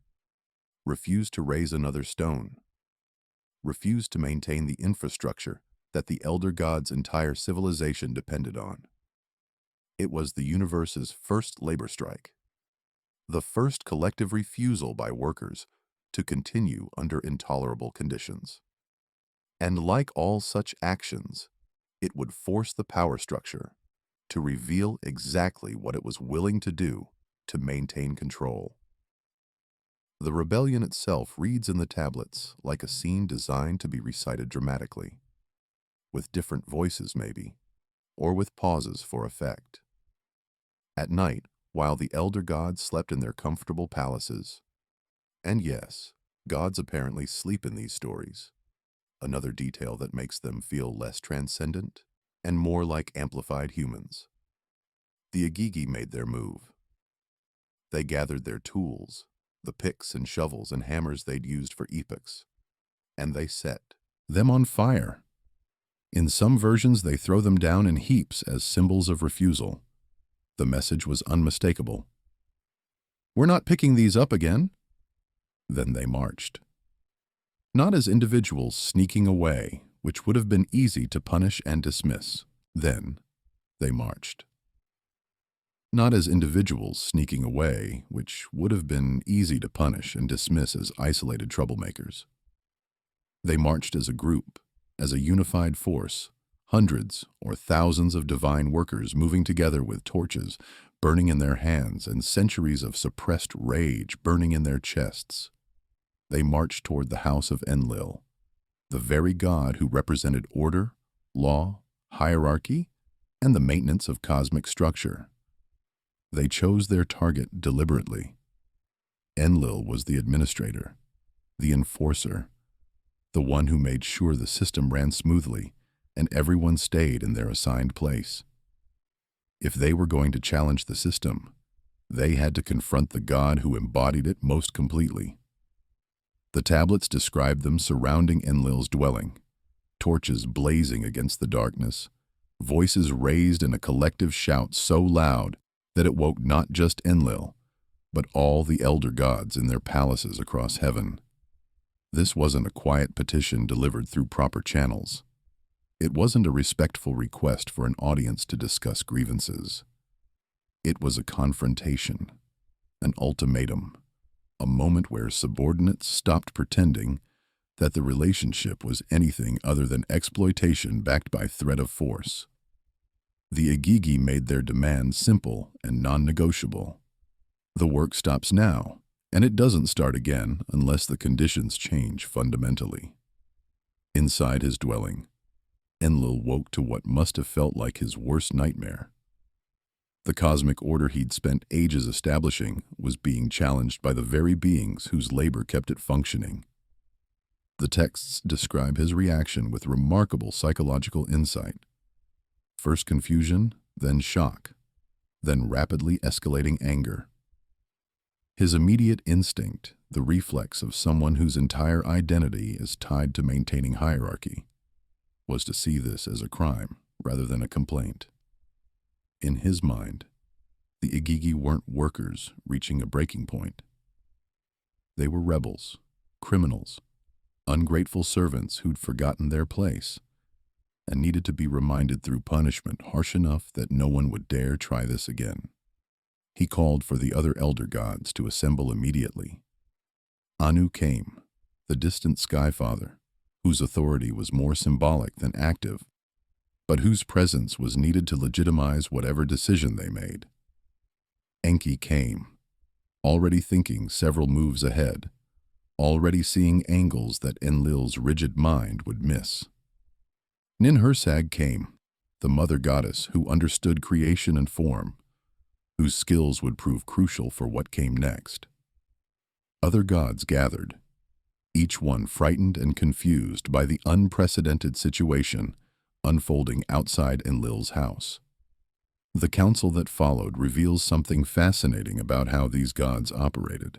They weren't omniscient beings who instantly understood situations and made perfect decisions. They argued, they panicked, they blamed each other. Enlil wanted immediate, violent suppression. Arrest the ringleaders, make examples of them, restore order through overwhelming force. Some of the other gods agreed, seeing the rebellion as an existential threat to the entire cosmic hierarchy. If the Igigi could refuse work and get away with it, what would stop other subordinate gods from trying the same thing? What would stop the whole system from collapsing into chaos? But others hesitated, and their hesitation introduced questions that Enlil didn't want to hear. Why were the Igigi rebelling now after so long? Had the work actually become intolerable? Or had it always been intolerable, and they'd simply reached their limit? If the gods destroyed the Igigi to make an example of them, who would do the work tomorrow? Who would maintain the canals that were already there? Who would keep the fields productive and the infrastructure functioning? This is where the rubber met the road, where cosmic philosophy crashed into practical reality. The elder gods were facing a crisis that exposed the fundamental instability of their entire arrangement. They'd built a civilization, a cosmos, an ordered reality that required constant labor to maintain. They'd assigned that labor to a subordinate class and assumed that divine nature would make the workers willing, or at least compliant, indefinitely. The rebellion proved that assumption catastrophically wrong. Infinite demands placed on finite patience, even in immortal beings, even in gods who don't age or die, creates a pressure that eventually must release. The Igigi had reached their breaking point. If the gods slaughtered the rebels, they'd lose the labor force that kept their entire way of life possible. The canals would fill with silt, the fields would revert to wilderness, the mountains would crumble without maintenance, and the elder gods would be left with a choice between doing the work themselves, unthinkable, or watching their civilization slowly collapse. The rebellion had exposed a truth that Enlil desperately didn't want to acknowledge. The Igigi had leverage. They'd always had leverage. They just hadn't used it until now. The system only worked because the workers agreed to work, and that agreement could be withdrawn. Enki saw this clearly, while Enlil fumed about rebellion and punishment, while other gods debated how harsh the response should be. Enki was doing what he always did, looking for the solution everyone else missed, the creative workaround that would resolve the crisis without destroying the system. He understood that the problem wasn't just insubordination or a failure of discipline. The problem was design. The system required work that no group of conscious aware beings would tolerate forever. Consciousness means the capacity to recognize injustice, to feel resentment, to eventually say no more. The Igigi were conscious. They'd said no. The situation would keep repeating unless something fundamental changed. Enki proposed a solution that sounded, on the surface, elegant and efficient. Exactly the kind of clever answer he was famous for. Instead of forcing divine workers to continue, instead of trying to suppress the rebellion and hoping it didn't happen again in another few thousand years, the gods would design a new creature, a being specifically built to take over the labor, to replace the Igigi in the fields and canals and quarries. This new creature would be part clay, matter from Kai, the earth itself, giving it a connection to the ground it would work, and part divine essence, consciousness enough to follow instructions, intelligence enough to use tools, awareness enough to learn tasks, but not so much awareness that it would recognize the arrangement as unjust and rebel.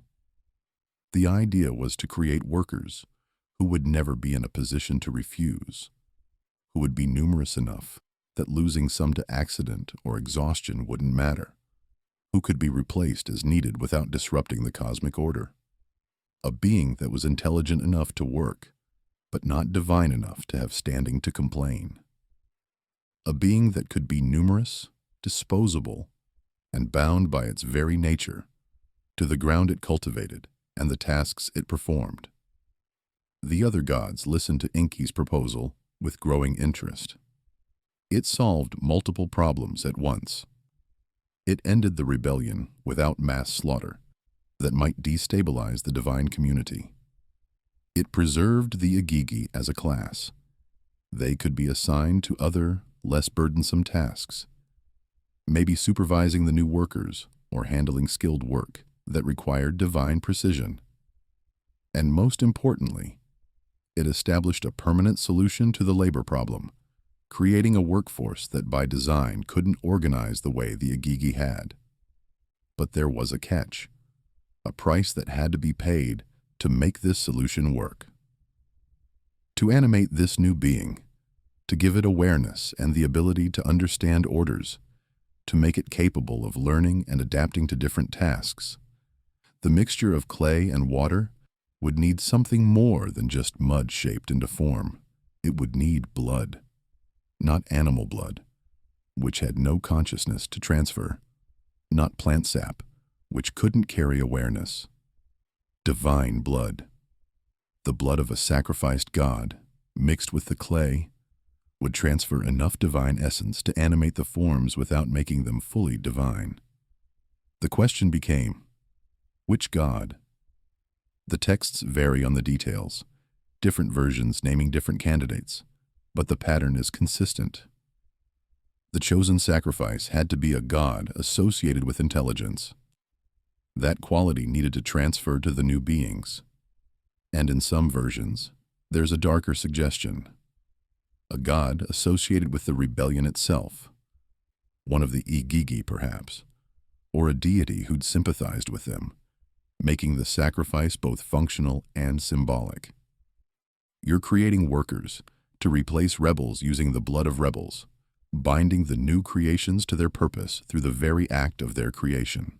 One name that appears in several versions is Ila or Ilawela, described as a god who had intelligence or temu, a word that carries connotations of consciousness, awareness, rational thought. In the most detailed accounts, this god is brought before the assembly, and the texts don't shy away from what happens next. He is executed.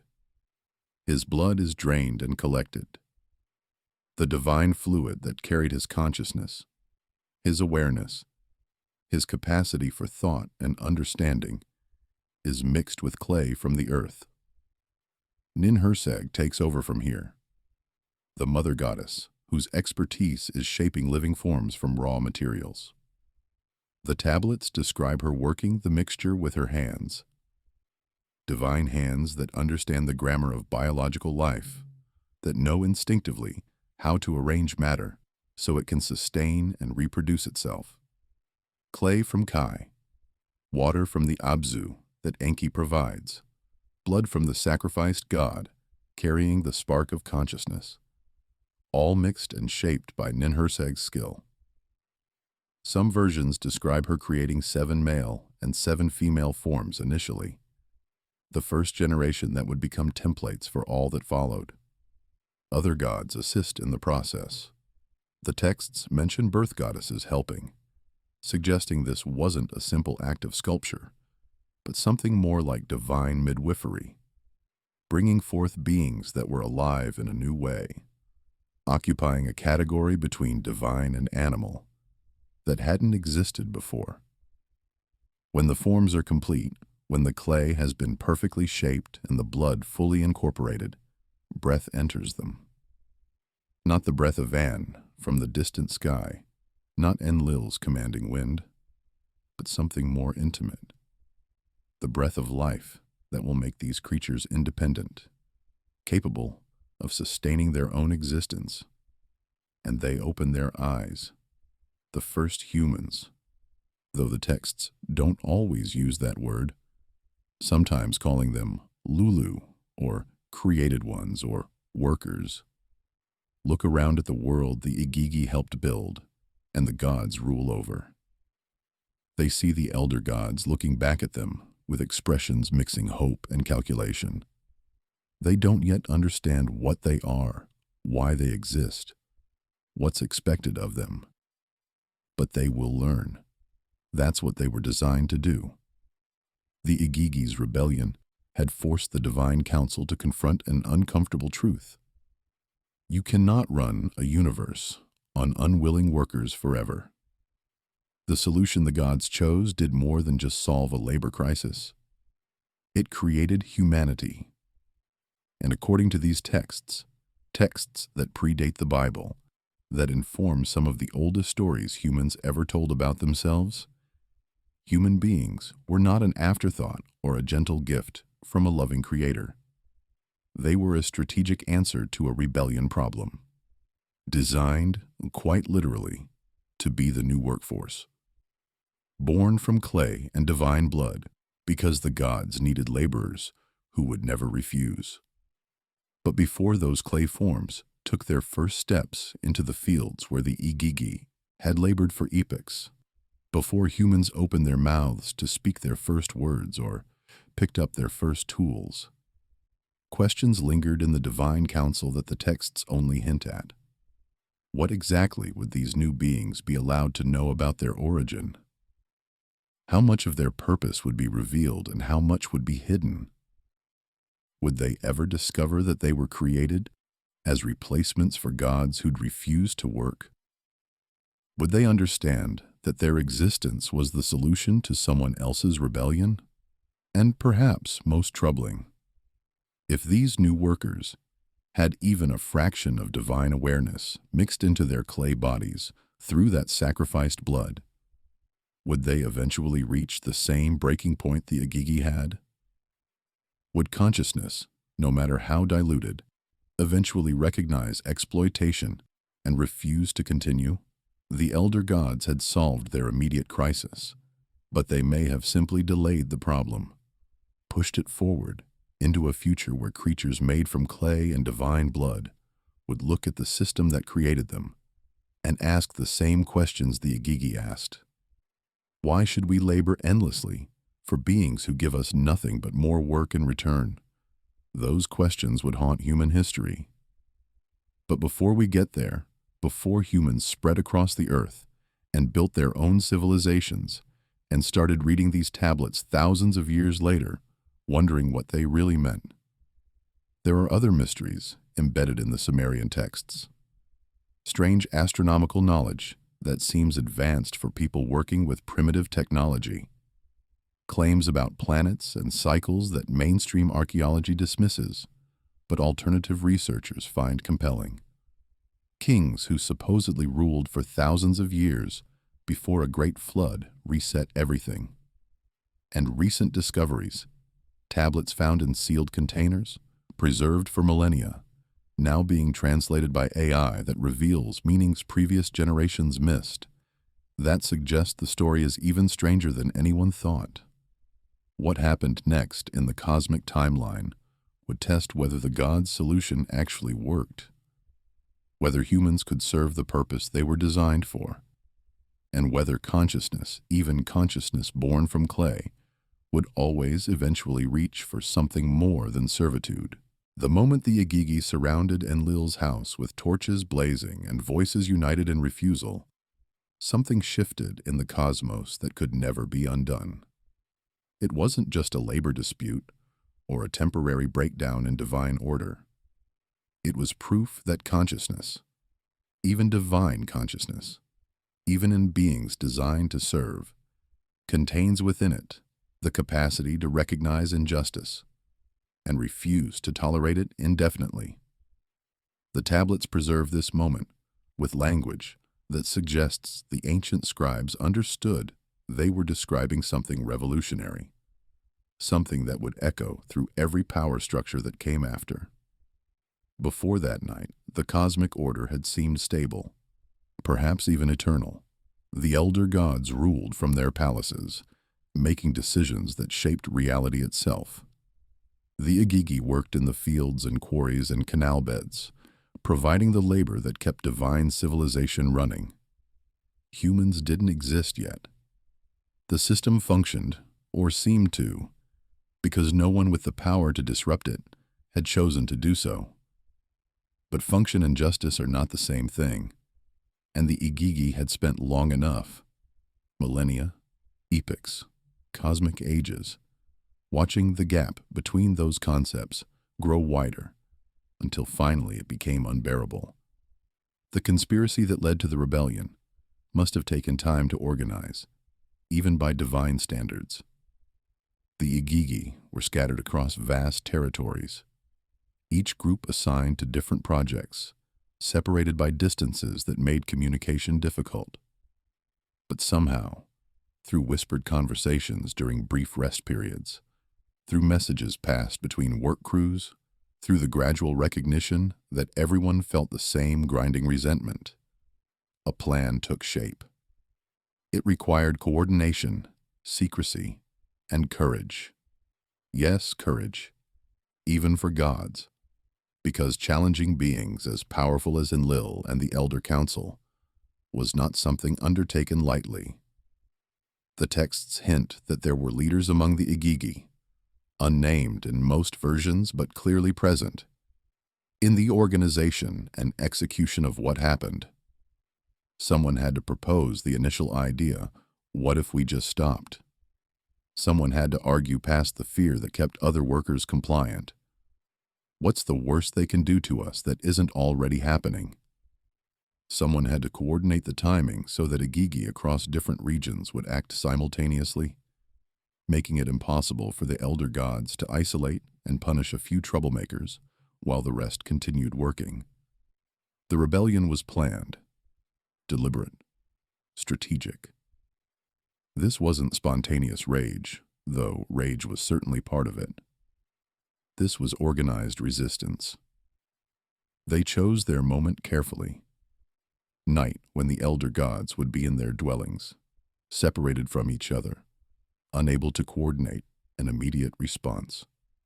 They chose their target perfectly, Enlil, whose palace symbolized everything wrong with the system, whose authority enforced the hierarchy that ground them down. And they chose their method, brilliantly, fire and noise, spectacle designed to make ignoring them impossible, a demonstration of collective power that no individual worker could have mustered alone. The image of divine workers burning their tools carries symbolic weight that would have resonated deeply with anyone who heard the story recited in ancient Sumer. Tools are extensions of the worker's body, instruments through which labor transforms the world. To burn them is to sever that connection, to declare that the relationship between worker and work has ended permanently. It's not a threat to return the tools if conditions don't improve. It's the destruction of the very possibility of returning to the old arrangement. The Igigi weren't negotiating from a position where they'd accept minor reforms. They were demanding fundamental change or nothing. When Enlil woke to the sound of hundreds or thousands of divine voices shouting outside his dwelling, when he looked out and saw the torches surrounding him, when he realized that the workers he'd taken for granted had unified into a force capable of challenging his authority, his reaction revealed everything about the mentality that created the crisis in the first place. He didn't ask what had driven them to this point. He didn't inquire about their grievances or consider whether the system might need reform. His immediate instinct was to see their action as a crime deserving punishment. In Enlil's worldview, and he embodied the principle of cosmic order itself, hierarchy was not just practically useful, but metaphysically necessary. The universe functioned properly when everyone stayed in their assigned place, when subordinates obeyed superiors, when the structure remained stable, regardless of how individual beings felt about their positions. The Igigi's rebellion violated this principle at its core. It suggested that workers could judge the justice of their conditions and withdraw consent from arrangements they deemed unfair. If that idea took root, if it spread to other subordinate classes, the entire cosmic hierarchy might collapse into the kind of chaos that Marduk had defeated when he carved order from Tiamat's body. Enlil called the emergency council with genuine fear beneath his anger. The other elder gods arrived quickly. Anu from his distant heaven, concerned but characteristically passive, waiting to see what others would propose. Enki from the Abzu, his clever mind already working through scenarios and solutions, while everyone else was still processing what had happened. Ninhursag, the mother goddess, understanding instinctively that creation of some kind might be needed to resolve this. Other major deities, each bringing their own perspective and self-interest to the crisis. The debate that followed reveals how the divine government actually functioned when faced with genuine crisis. They weren't omniscient beings who instantly understood the perfect solution. They were powerful individuals with different priorities and different fears, trying to navigate a situation none of them had anticipated. Enlil opened with the hardline position. This is rebellion. Rebellion must be crushed. Find the leaders and make examples of them that will ensure no one ever tries this again. Several gods agreed immediately, their agreement driven more by fear than conviction. Fear that any sign of weakness would encourage further challenges to divine authority. But Anu, despite his usual passivity, asked a question that shifted the discussion. Who has imposed such hard work on these gods? Who made their labor so heavy that they rebelled? The question was simple, but devastating, because it forced the council to acknowledge what they'd been avoiding. The Igigi had legitimate grievances. The work was too hard, too constant, too unrewarding. The system was unjust, and everyone in the council knew it, even if they hadn't wanted to admit it before. Some gods tried to deflect responsibility. The work was necessary. Someone had to do it. The Igigi were divine, and therefore should have been capable of enduring indefinitely. But these arguments sounded hollow once spoken aloud. The truth was that the elder gods had created a comfortable civilization for themselves, on the backs of workers they'd treated as tools, rather than beings with their own dignity and limits. The rebellion wasn't happening because the Igigi were weak or ungrateful. It was happening because the system was designed to benefit some while crushing others, and those being crushed had finally said enough. Other gods raised practical concerns that proved just as troubling as the ethical questions. If we punish the Igigi severely, if we execute the leaders or imprison large numbers of them, who will do the work tomorrow? The canals won't maintain themselves. The fields won't cultivate themselves. The infrastructure that supports our entire way of life requires constant labor, and we've just discovered that our labor force can refuse. We could try to force them back to work, but how do you force immortal beings to work if they're willing to endure punishment rather than submit? We can execute them all and find new workers, but from where? The elder gods certainly weren't going to pick up tools themselves. This last point hung in the air, like an uncomfortable truth no one wanted to voice directly. The rebellion had exposed the fundamental dependence of the powerful on those they ruled. The elder gods could destroy the Igigi, but they couldn't survive without the labor the Igigi provided. Enlil commanded the winds and spoke with authority that shook the foundations of heaven, but he couldn't dig a canal to save his life, literally or figuratively. Anu ruled the distant sky but had no idea how to maintain the earthly systems his realm depended on. The hierarchy that placed elder gods above younger ones was revealed as a pyramid standing on its point, stable only as long as those on the bottom agreed to hold it up. The debate circled, gods repeating the same arguments with increasing frustration, until Enki, who'd been listening more than speaking, watching the discussion unfold while his mind worked through possibilities everyone else missed, finally proposed his solution. Create a new being, he said, according to the tablets. Create a primitive worker, Lulu, who will bear the yoke of the gods.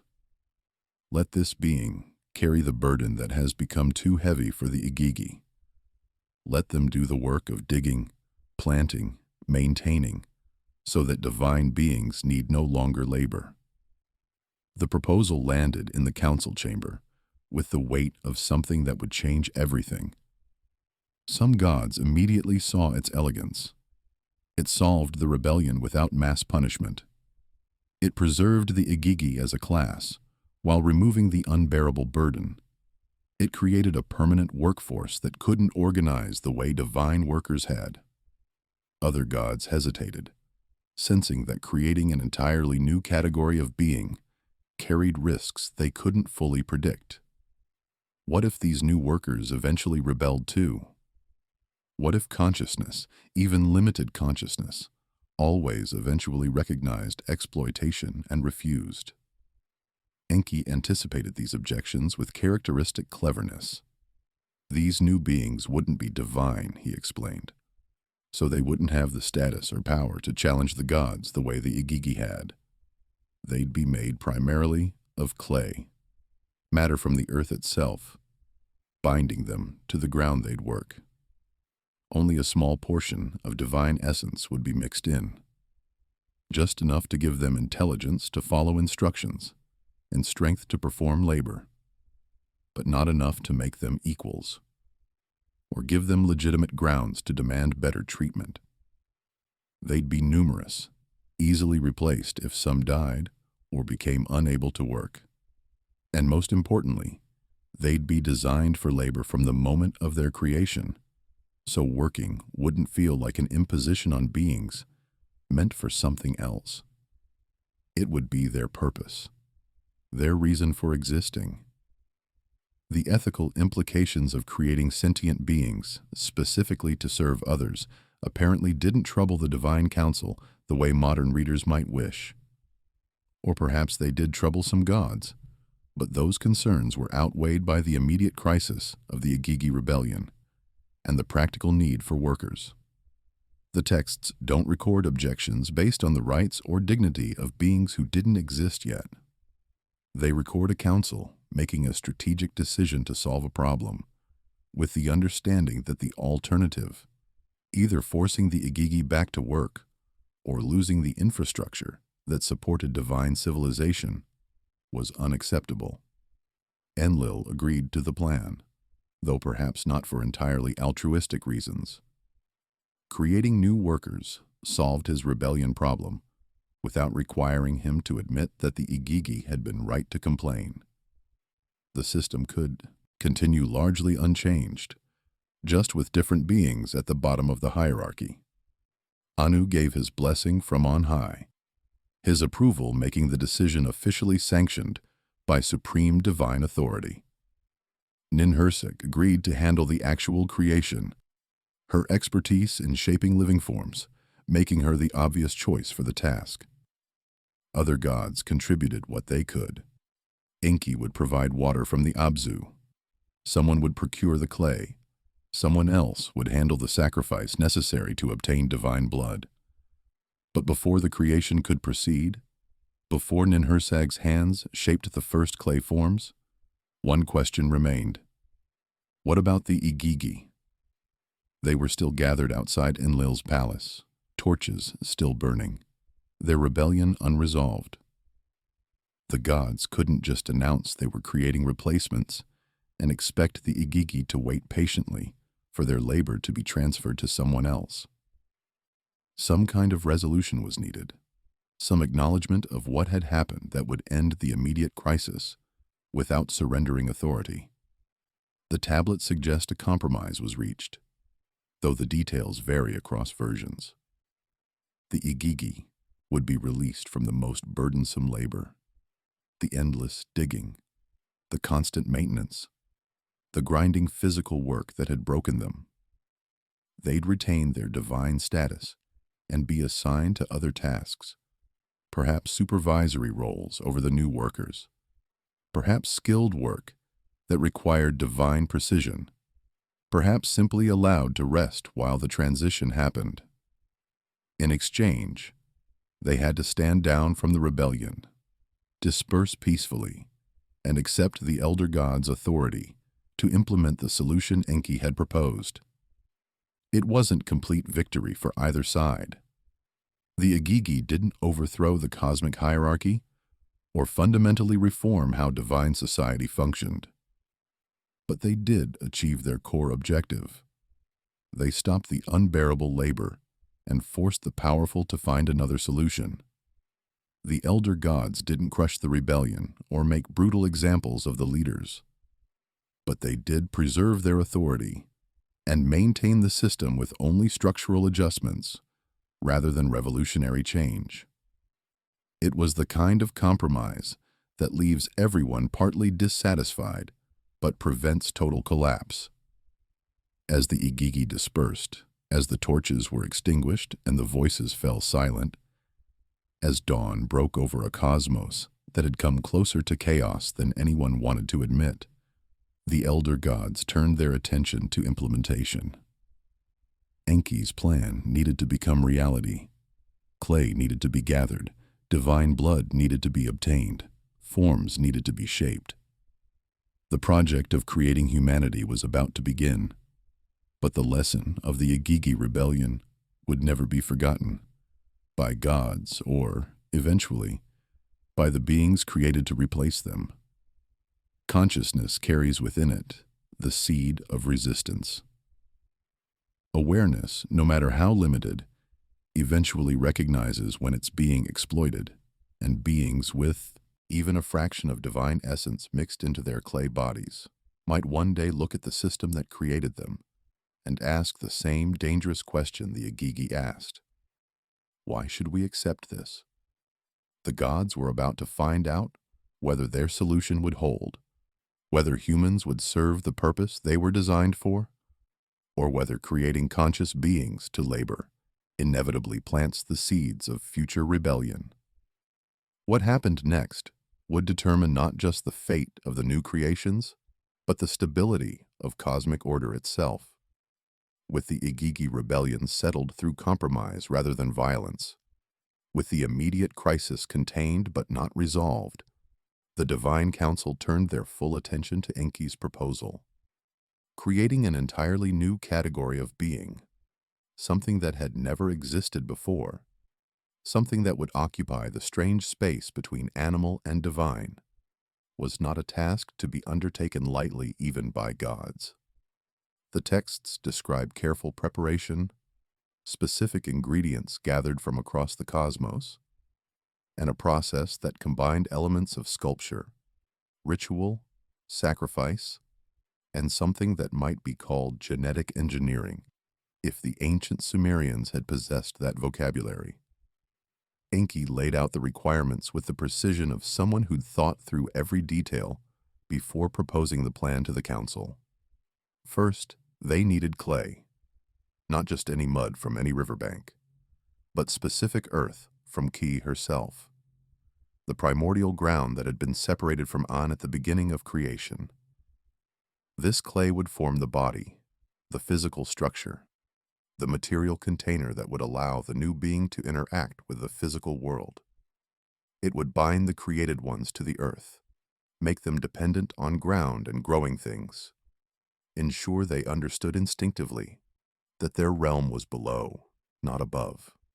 Dirt under their nails rather than clouds under their feet. Second, they needed water.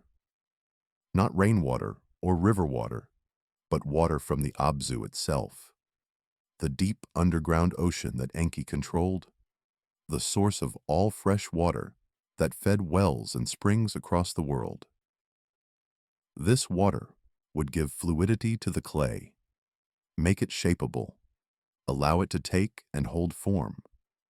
But it would also connect the new beings to the cosmic systems the gods controlled, make them dependent on water that ultimately flowed from divine sources, ensure that even their most basic needs tied them to the infrastructure the gods managed.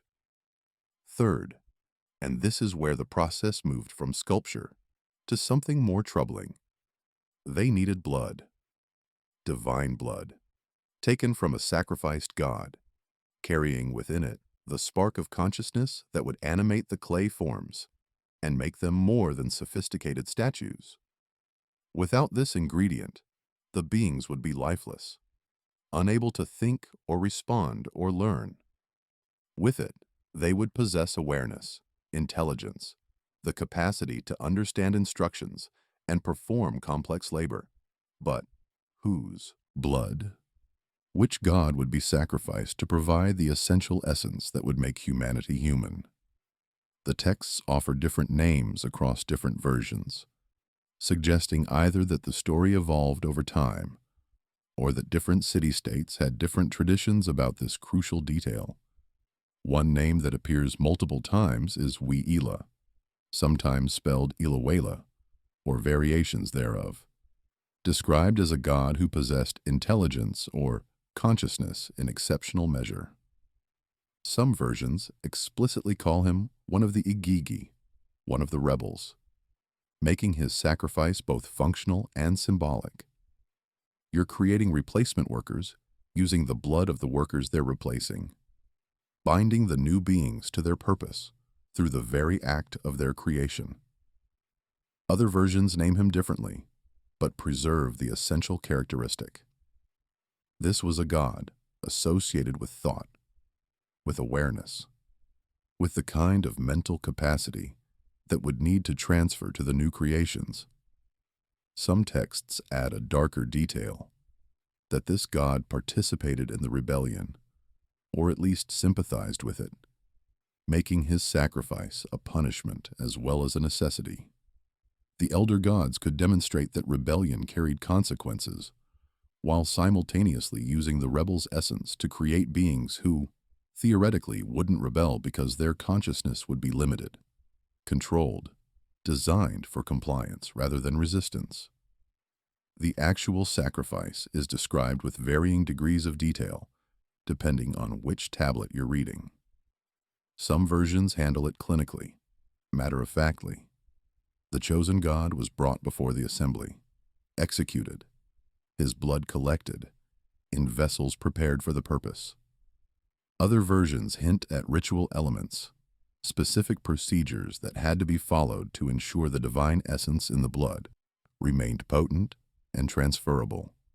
A few suggest the god went willingly, volunteering to become the foundation of a new creation, though whether this represents actual willingness or a story told after the fact to make the sacrifice seem more acceptable is impossible to determine.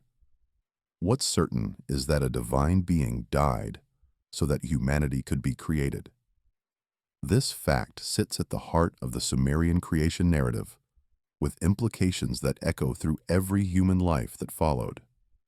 We're not made from nothing, not spoken into existence by a distant creator, not formed from light or thought or divine will alone.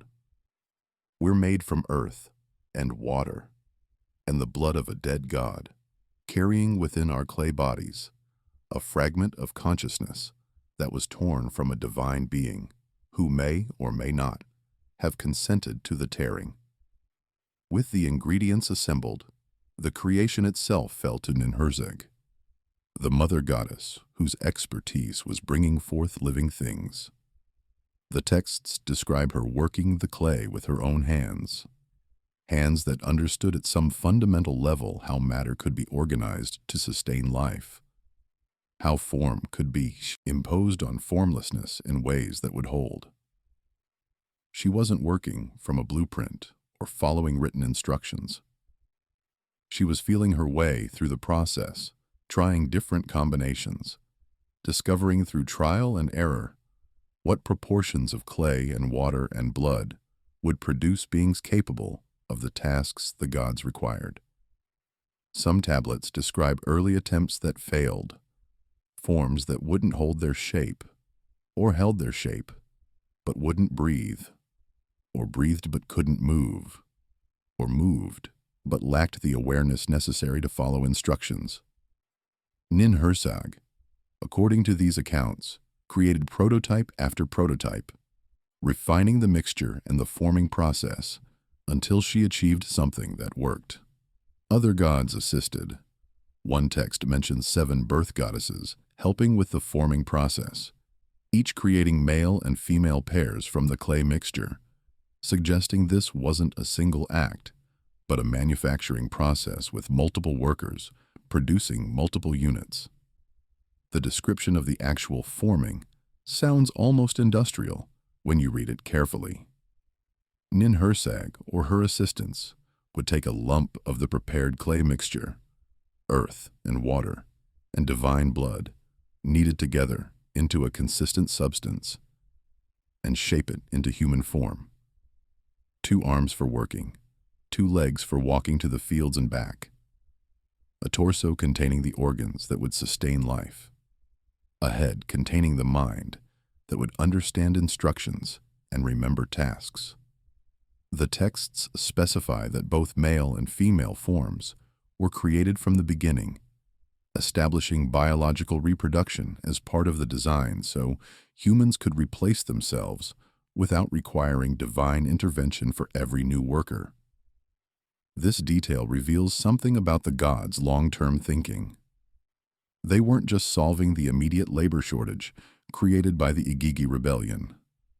They were establishing a permanent, self-sustaining workforce that would reproduce naturally, raising new generations of workers without divine effort, creating a system that would function indefinitely with minimal maintenance. Humans weren't meant to be a temporary solution. They were meant to be the final answer to the question of who would do the work the gods required but wouldn't perform themselves. When the clay forms were complete, shaped and refined and perfected through however many attempts it took to get them right, they still weren't alive. They were sophisticated sculptures, divine artwork, potential waiting to be actualized. What happened next? The moment of animation, the instant when form became life, is described in the tablets with language that suggests even the gods found it remarkable. Breath entered the forms. Not the wind from Enlil's realm, not air moving randomly, but something more intentional. The breath of life that would animate the clay, activate the divine essence mixed into it, transform sculpture into living, breathing, conscious beings. Some texts attribute this breath to Enki, the clever god whose plan this was. Others suggest it came from Ninhursag herself, the mother goddess breathing life into her creations, the way a mother's care sustains her children. A few versions hint that all the gods present breathed together, their combined divine essence entering the forms and waking them to consciousness. However it happened, the result was the same.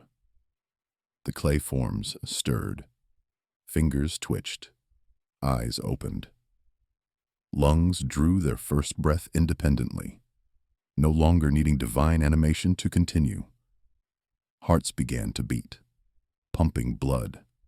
Not divine blood anymore, but their own blood, human blood, the diluted essence that would flow through human veins for generations uncounted.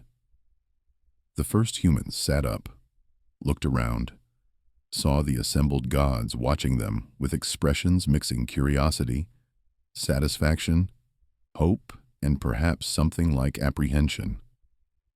What did those first humans think when consciousness entered them? The tablets don't record their perspective, only the gods. But imagine waking for the first time with no memory of anything before, with a mind suddenly operational but empty of experience, looking out at a world you've never seen through eyes that just learned to see. Everything would be new, overwhelming, impossible to categorize because you'd have no categories yet. And standing around you, beings that radiated power you couldn't understand, looking at you with expectations you couldn't yet comprehend. The gods tested them immediately. Could they walk? Could they understand speech? Could they follow simple instructions? Pick up this tool, move this basket, dig in this spot? The tablets describe this testing period with the detachment of quality control, checking whether the product met specifications. And apparently, after whatever refinements Ninhursag had made through her trial attempts, these forms worked. They could move with coordination, learn tasks quickly, understand commands, and most importantly, they seemed willing to work without the resentment that had poisoned the Igigi's relationship with their divine masters. Why didn't humans immediately rebel the way the Igigi had? Several reasons seem built into their design. First, they were created specifically for labor, so working felt natural, rather than imposed on beings meant for something else. Second, they had no memory of any other existence, no golden age to look back on when things were better, no basis for comparison that would make their situation seem unjust. Third, they were dependent on the gods in ways the Igigi never were, for food, for water, for knowledge about how to survive, for everything that kept them alive. And fourth, they were mortal. This last point might be the most crucial. The Igigi were immortal, which meant their suffering stretched infinitely forward with no natural end. That infinite timeline made rebellion rational. Anything was better than endless grinding labor, but humans died. Individual humans didn't live long enough to experience the full weight of their situation before death released them. Each generation started fresh, without the accumulated resentment of ages, without the long memory that would let them recognize the pattern. Mortality was built into the design, perhaps deliberately, as a way to prevent the kind of rebellion that had shaken divine society to its foundations. The gods were pleased. They assigned humans to the tasks the Igigi had abandoned: digging canals, maintaining fields, quarrying stone, performing the endless labor that kept divine civilization functioning. The Igigi were released to other duties, or simply allowed to rest. Their rebellion successful in ending their own suffering, even if it led to suffering for the beings created to replace them.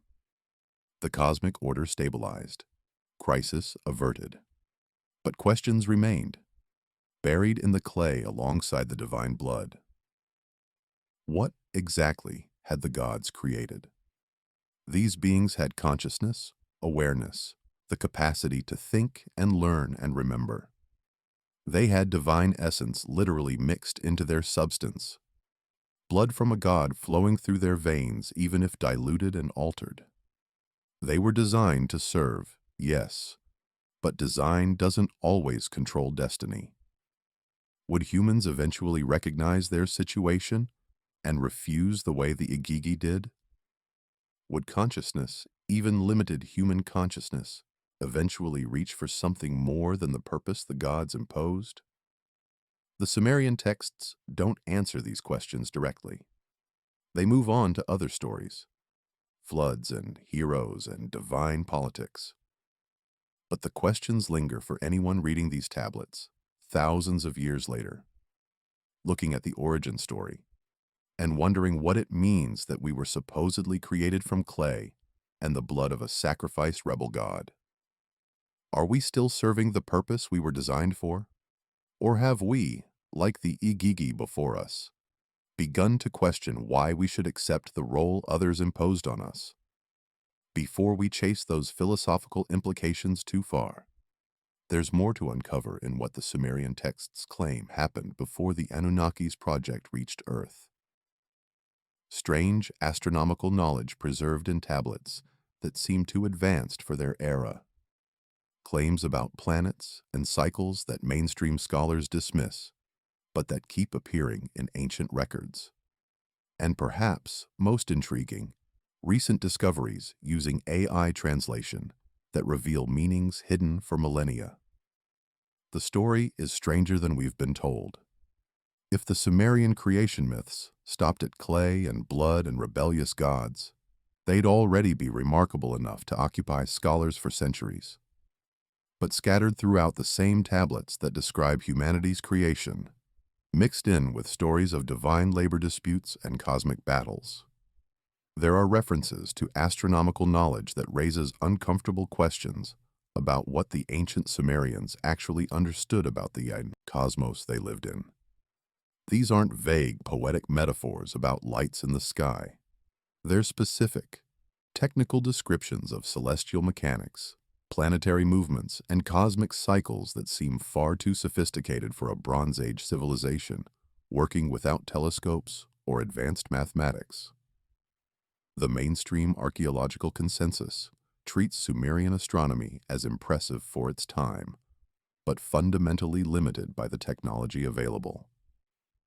Ancient Mesopotamians could observe the night sky with the naked eye, track the movements of visible planets, recognize patterns in stellar positions, and use those patterns to create calendars for agricultural and religious purposes.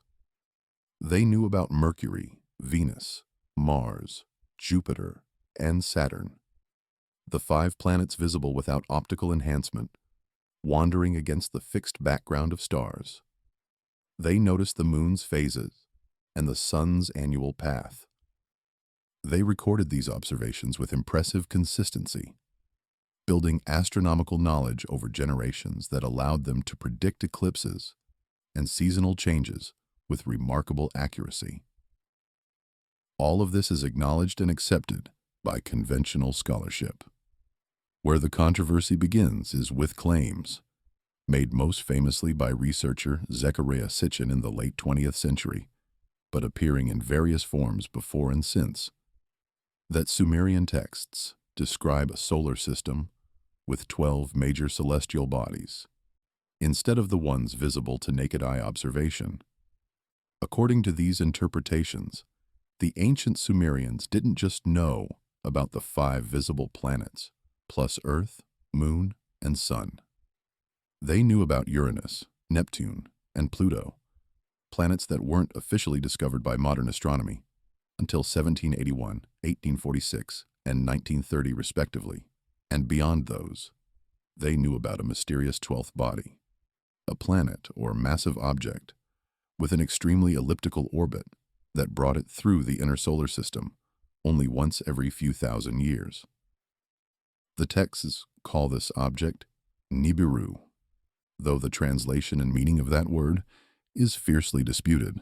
In standard Akkadian, Nibiru can mean crossing or point of transition, and in most astronomical contexts, it seems to refer to Jupiter or to a specific astronomical phenomenon involving Jupiter's position. But alternative researchers argue that certain tablets describe Nibiru as something separate from the known planets, something with a unique orbit and special significance in Sumerian cosmology. They point to cylinder seals, small carved stones that Sumerians used as identification and signatures, that appear to show a sun-like object surrounded by 11 other spheres, which they interpret as depicting the complete solar system, including the hypothetical 12th planet. Sitchin's interpretation went further, connecting Nibiru directly to the Anunnaki themselves. In his controversial books, he argued that Nibiru was the home planet of the Anunnaki, that these beings were not metaphorical gods but advanced extraterrestrials who came to Earth from this distant planet on its periodic close approaches to the inner solar system. The ancient texts, in Sitchin's view, weren't myths but historical records of actual contact between humans and visitors from elsewhere in the solar system.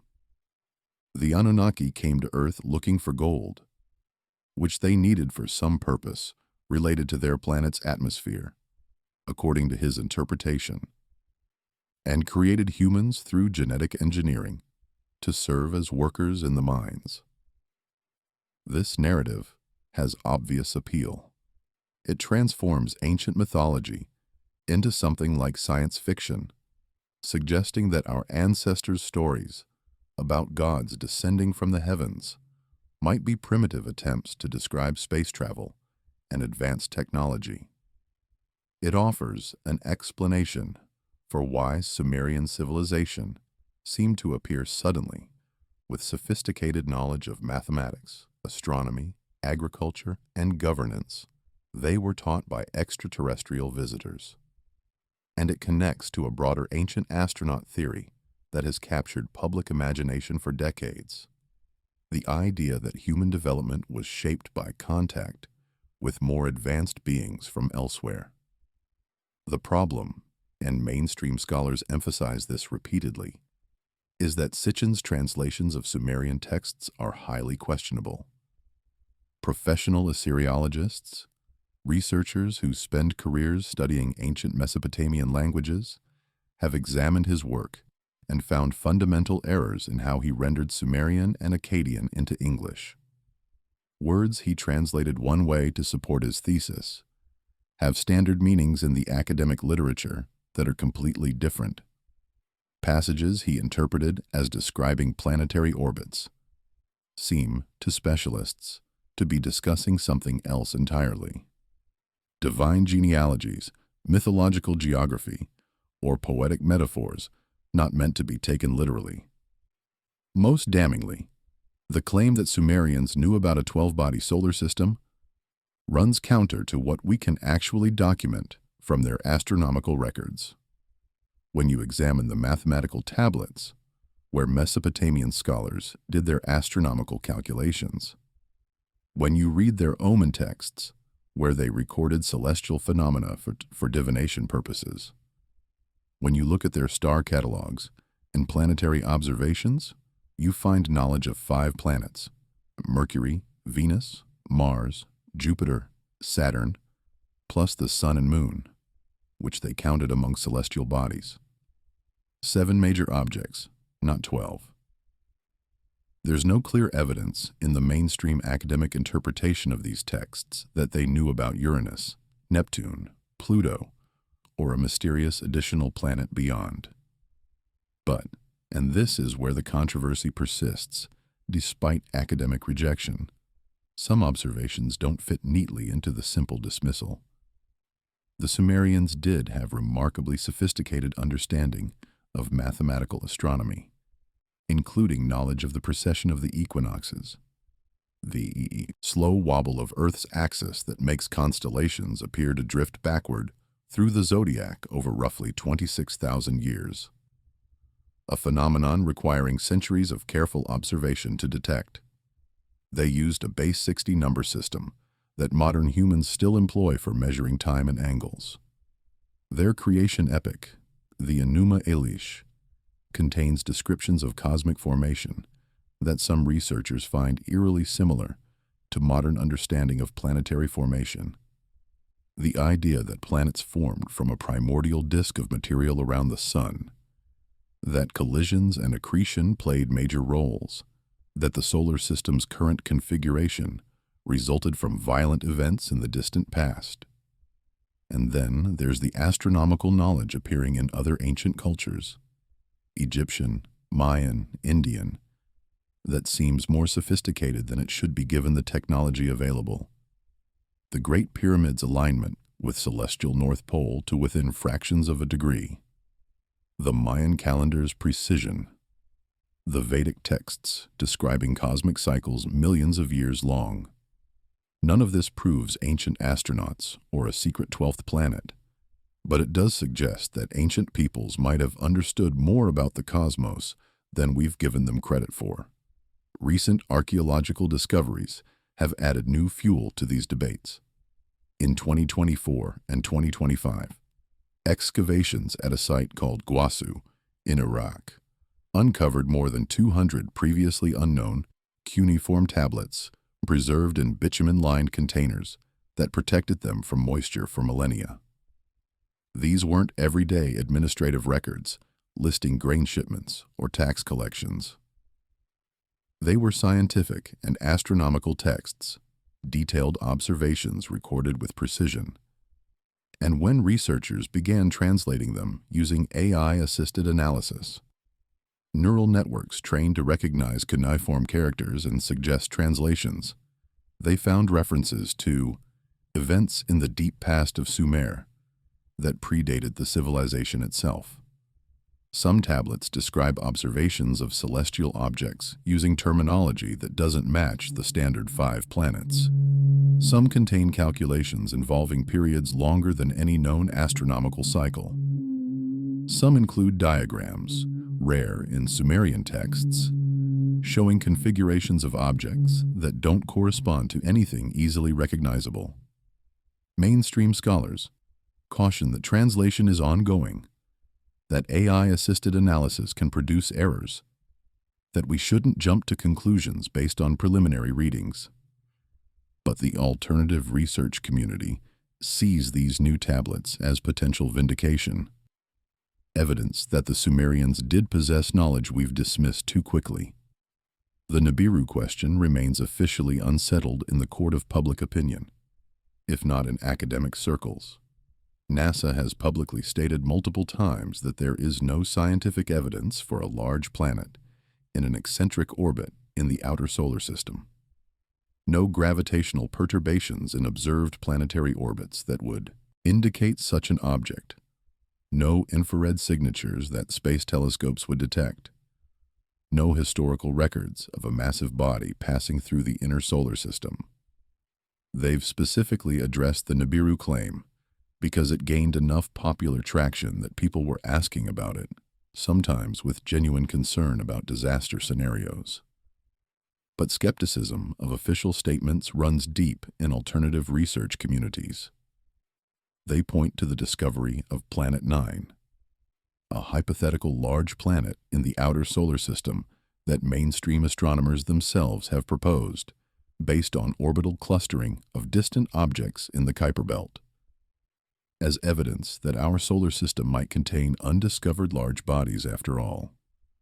They note that NASA's infrared sky surveys are incomplete, that gravitational effects from distant objects are subtle and hard to detect, that absence of evidence isn't the same as evidence of absence. The debate ultimately connects back to the larger question of how to interpret Sumerian texts. Are they mythology, symbolic stories using gods and cosmic events as metaphors for natural phenomena, human psychology, and social structures? Are they garbled history, real events described in mythological language because the witnesses lacked the vocabulary to explain what they were actually seeing? Are they something in between, a mixture of observation, speculation, borrowed traditions, political propaganda, and genuine mystery?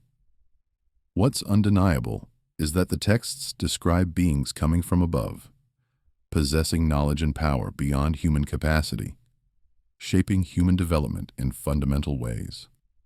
Whether from above means from heaven in a spiritual sense or from the sky in a literal sense, whether the Anunnaki were metaphorical gods or physical visitors, the pattern remains. Humanity, according to these ancient accounts, did not develop alone. We were created, shaped, given knowledge, and set to tasks by beings who came before and claimed authority over us. The astronomical controversy matters because it affects how we understand that relationship. If the Anunnaki were supernatural gods in a purely mythological sense, their creation of humans is a religious story with symbolic meaning. If they were advanced beings from elsewhere, whether another planet or another dimension or another time, their creation of humans becomes a different kind of story, with different implications for who we are and why we're here. The tablets don't resolve this question. They just keep describing, in consistent detail across thousands of years and dozens of city-states, a time before human history when others were here, doing things that shaped everything that came after. And there's more strangeness in these texts, beyond astronomical mysteries. The Sumerian king list, an ancient document recording the rulers of various Sumerian cities, includes a section about kings who ruled before a great flood, kings whose reigns lasted thousands or tens of thousands of years each. Mainstream scholars treat these numbers as mythological, symbolic, obviously not literal. But what if the ancient scribes meant what they wrote? What if beings before the flood experienced time differently, aged differently, or were simply different in ways that made millennial reigns possible? These questions pull at the edges of conventional archaeology, suggesting that the pre-flood world, the world before the Anunnaki's project fully took shape, before humanity's final form was established, might have been stranger than we've been willing to admit. And every year, new tablets emerge from the ground, preserved by chance or care, waiting for translation to reveal what else the ancient Sumerians wanted us to know about what came before. Section 10. The Antediluvian Period. Kings who ruled for millennia, expanded. Among the most puzzling artifacts to survive from ancient Sumer is a document known as the Sumerian King List, a cuneiform text that attempts to record every ruler of every major Sumerian city from the beginning of kingship itself down through historical times. Multiple copies have been found, carved on clay tablets and stone prisms, showing that this wasn't a one-time composition, but a document important enough to be copied and preserved across generations. The different versions contain variations, cities listed in different orders, kings' names spelled differently, reign lengths that don't quite match, but they all share one feature that has baffled scholars and fueled alternative theories for over a century: the antediluvian section.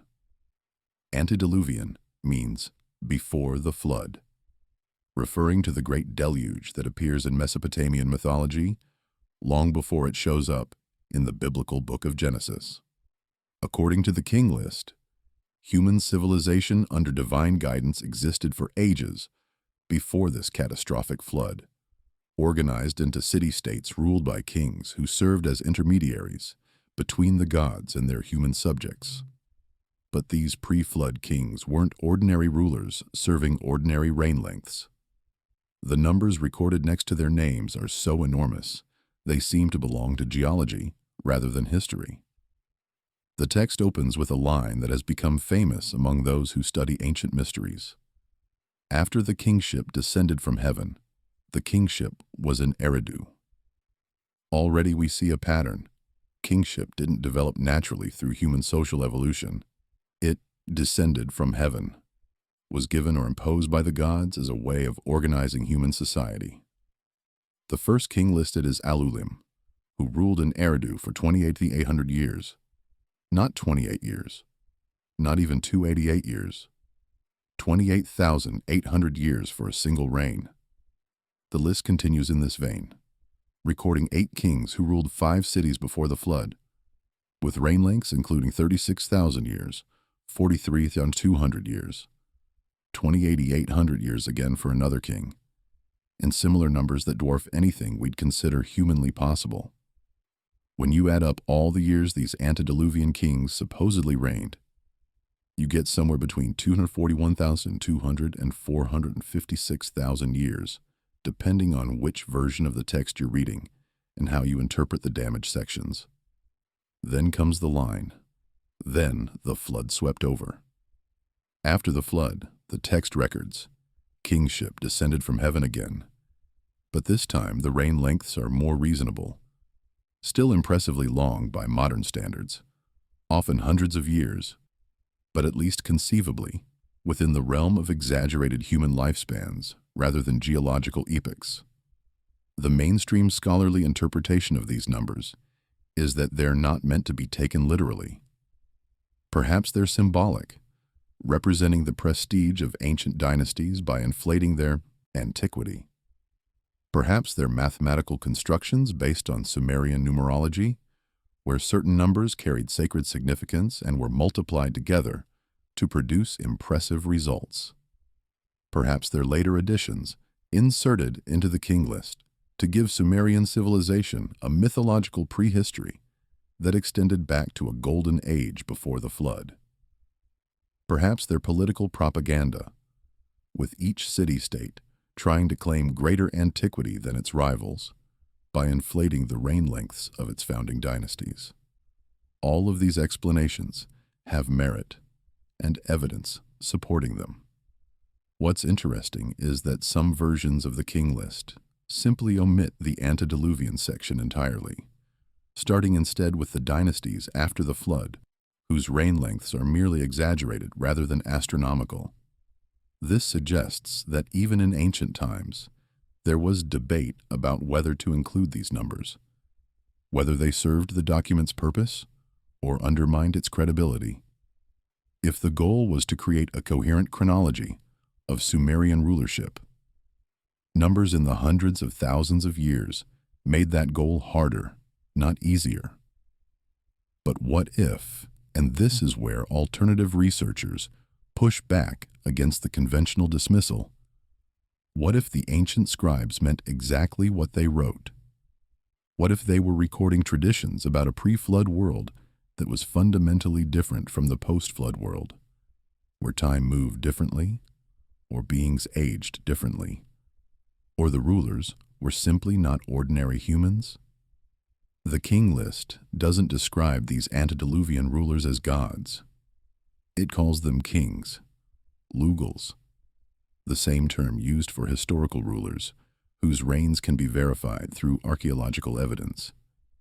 But it assigns them spans of rule that make sense only if they weren't aging and dying the way humans do now. This connects uncomfortably to the creation narrative we've been following. If humans were created by the Anunnaki to serve as laborers, if divine blood was mixed into our clay bodies to give us consciousness and capacity for work, perhaps early humans, closer to their divine origin, carrying more concentrated divine essence, lived longer than their descendants. Perhaps the antediluvian kings were hybrid beings, products of unions between gods and humans that the later texts mention but don't fully explain. Perhaps they were the direct creations of Ninhursag's hands before humans began reproducing naturally, prototypes that hadn't yet been fully limited by mortality. The Book of Genesis, which borrowed heavily from Mesopotamian traditions, preserves a similar pattern. Before the biblical flood, patriarchs like Methuselah lived for centuries, 969 years according to Genesis 5:27. After the flood, human lifespans gradually decreased to the more familiar range.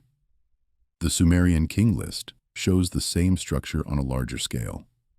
Enormous lifespans before the flood, shorter but still impressive lifespans immediately after, gradually declining toward normal as you move closer to historical times. This parallel suggests either that the Genesis authors copied the Mesopotamian pattern without understanding it, or that both traditions preserve memory of something real, a time when humans, or human-like beings, lived far longer than we do now. Alternative researchers point to other ancient traditions that describe a golden age before a catastrophe, when humans lived in harmony with gods and enjoyed lifespans that stretched for centuries. Greek mythology speaks of the age of Kronos, when humans lived like gods, aging slowly and dying peacefully. Hindu texts describe yugas, cosmic ages lasting millions of years, with human lifespans decreasing as each age gives way to the next. Egyptian records mention the Zep-Tepi, the first time when gods walked the earth and ruled directly over humans. These could all be independent mythological inventions, different cultures imagining golden ages in similar ways, or they could all be dim memories of actual conditions in the deep past, preserved in stories that got more distorted with each retelling. The flood itself, the event that ended the antediluvian period, according to the Sumerian king list, appears in Mesopotamian literature long before Genesis. The Epic of Gilgamesh, portions of which date back to roughly 2100 BCE, contains a flood narrative where the hero Utnapishtim survives a divinely sent deluge by building a boat and preserving animals. The even older Atrahasis epic, which we've already encountered describing humanity's creation, climaxes with Enlil deciding to destroy noisy, overpopulated humanity with a flood. Enki, playing his characteristic role, secretly warns the human Atrahasis, called Ziusudra in some versions, and tells him to build a boat. The flood comes. Humanity is mostly destroyed, but the survivors ensure that the species continues. What caused this flood in the Sumerian telling? The texts give several explanations that aren't necessarily contradictory. Enlil was disturbed by human noise. Humans had multiplied rapidly, and their constant activity disrupted the god's rest, so he decided to reduce the population dramatically. The gods regretted creating humans. They'd proven troublesome, difficult to control, consuming resources without providing enough benefit. The flood was a natural cycle, a regular cleansing that the cosmos undergoes periodically, wiping the slate clean so creation can begin again. Or the flood was punishment. Humans had transgressed in some way, violated boundaries the gods set, and deserved destruction as a consequence. Whatever the cause, the antediluvian world ended. The kings who'd ruled for tens of thousands of years perished or were removed. The cities they'd built were buried under layers of mud and water. And when the waters receded, when survivors emerged and began rebuilding, something had changed fundamentally. The post-flood world operated under different rules. Kings now ruled for centuries rather than millennia, then for decades as you get closer to historical times. Humans lived shorter lives, forgot much of what the antediluvian civilization had known, and had to rebuild from scattered survivors rather than continuous tradition. Archaeologists have found evidence of massive flooding in ancient Mesopotamia, though dating and extent vary. Some sites show clear flood layers, deposits of water-laid sediment, separating earlier occupation levels from later ones. Conventional interpretation sees these as local floods, perhaps unusually severe but not the world-destroying deluge of myth. Alternative researchers argue they might be evidence of a much larger catastrophe that mainstream science has failed to properly recognize. Asteroid impact, rapid ice age melting, or some other cataclysm that would explain why flood stories appear in cultures worldwide. The Sumerian king list's treatment of the flood is matter-of-fact, almost bureaucratic. It doesn't describe the event dramatically. It simply notes that the flood happened, kingship ended, and then kingship descended from heaven again to start over. The implication is that the gods survived the flood, even though most humans didn't, and that they chose to reestablish human civilization afterward, rather than abandoning the project entirely. This fits the broader pattern we've been tracing. Gods creating humans to serve a purpose. Humans becoming problematic. Gods implementing a harsh solution, then modifying the arrangement and continuing. What the king list preserves, beyond the specific numbers that no one can quite explain, is a framework for understanding Sumerian history. There was a time before, older, stranger, operating under different conditions. There was a catastrophe, the flood that divided history into before and after. And there was a new beginning, reconstruction under divine guidance but with diminished connection to the antediluvian past. Whether any of this maps onto actual events, or whether it's entirely mythological framework, imposed on real history, scholars can't definitively say. But here's what makes the king list genuinely mysterious rather than just odd. The document isn't presented as mythology. It's presented as history, as administrative record-keeping, as the kind of list you'd expect from a bureaucratic civilization tracking legitimate succession. It's mixed with dynasties we can verify archaeologically, later kings who definitely existed, whose reigns we can date through multiple independent sources.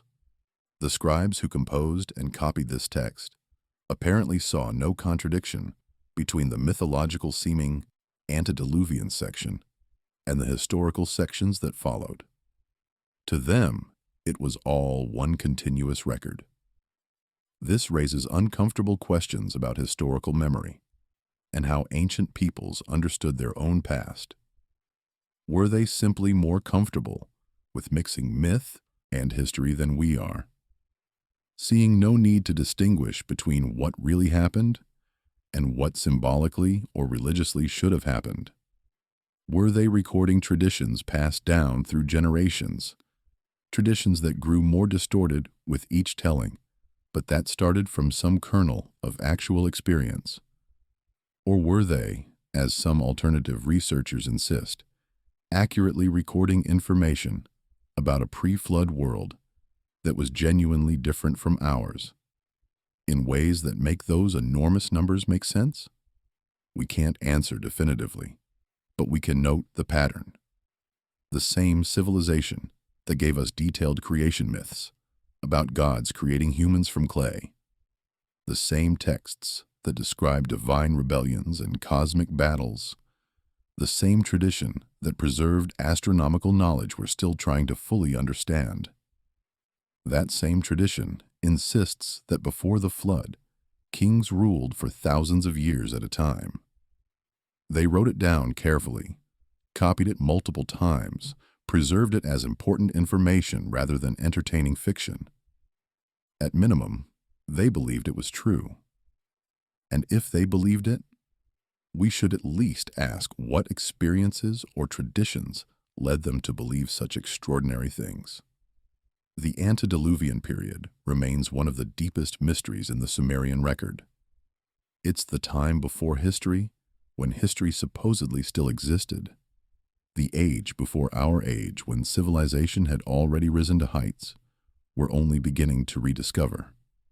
And according to the texts, during that long period, before the flood swept everything away, the Anunnaki were present, active, ruling through their human intermediaries and shaping the world according to their designs. What exactly they were doing, what knowledge they possessed, what kind of civilization they built. Most of that is lost, buried under millennia of sediment and forgetting. But fragments remain, enough to suggest that the story we've been told about human origins might be missing crucial chapters. For over a century and a half, since the first cuneiform tablets were successfully deciphered in the mid-1800s, scholars have worked to translate and understand the vast library of texts that ancient Mesopotamian civilizations left behind. It's painstaking work requiring deep expertise in dead languages, familiarity with multiple writing systems and their evolution over time, and the ability to work with fragmentary, damaged materials where significant portions of text are missing or illegible. A single tablet can take weeks or months to fully translate, and there are tens of thousands of tablets still waiting for expert attention in museum collections around the world. But in recent years, something has changed that's accelerating the pace of discovery dramatically. Artificial intelligence. Machine learning systems, particularly neural networks, trained on large data sets of cuneiform texts and their known translations, have begun assisting, and sometimes surpassing, human scholars in deciphering these ancient writings.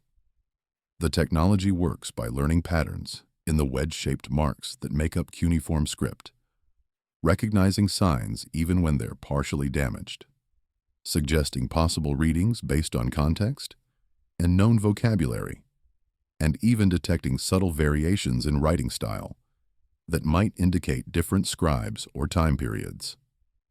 In late 2024 and into 2025, this new capability led to discoveries that have reignited debates about what the Sumerians knew and when they knew it. Archaeological excavations at a site called Gwasu in southern Iraq, near where the ancient city of Lagash once stood, uncovered a cache of more than 200 previously unknown cuneiform tablets preserved in remarkable condition. They'd been stored in bitumen-lined containers, sealed with wax or clay, and buried in a way that protected them from moisture for roughly 4,000 years.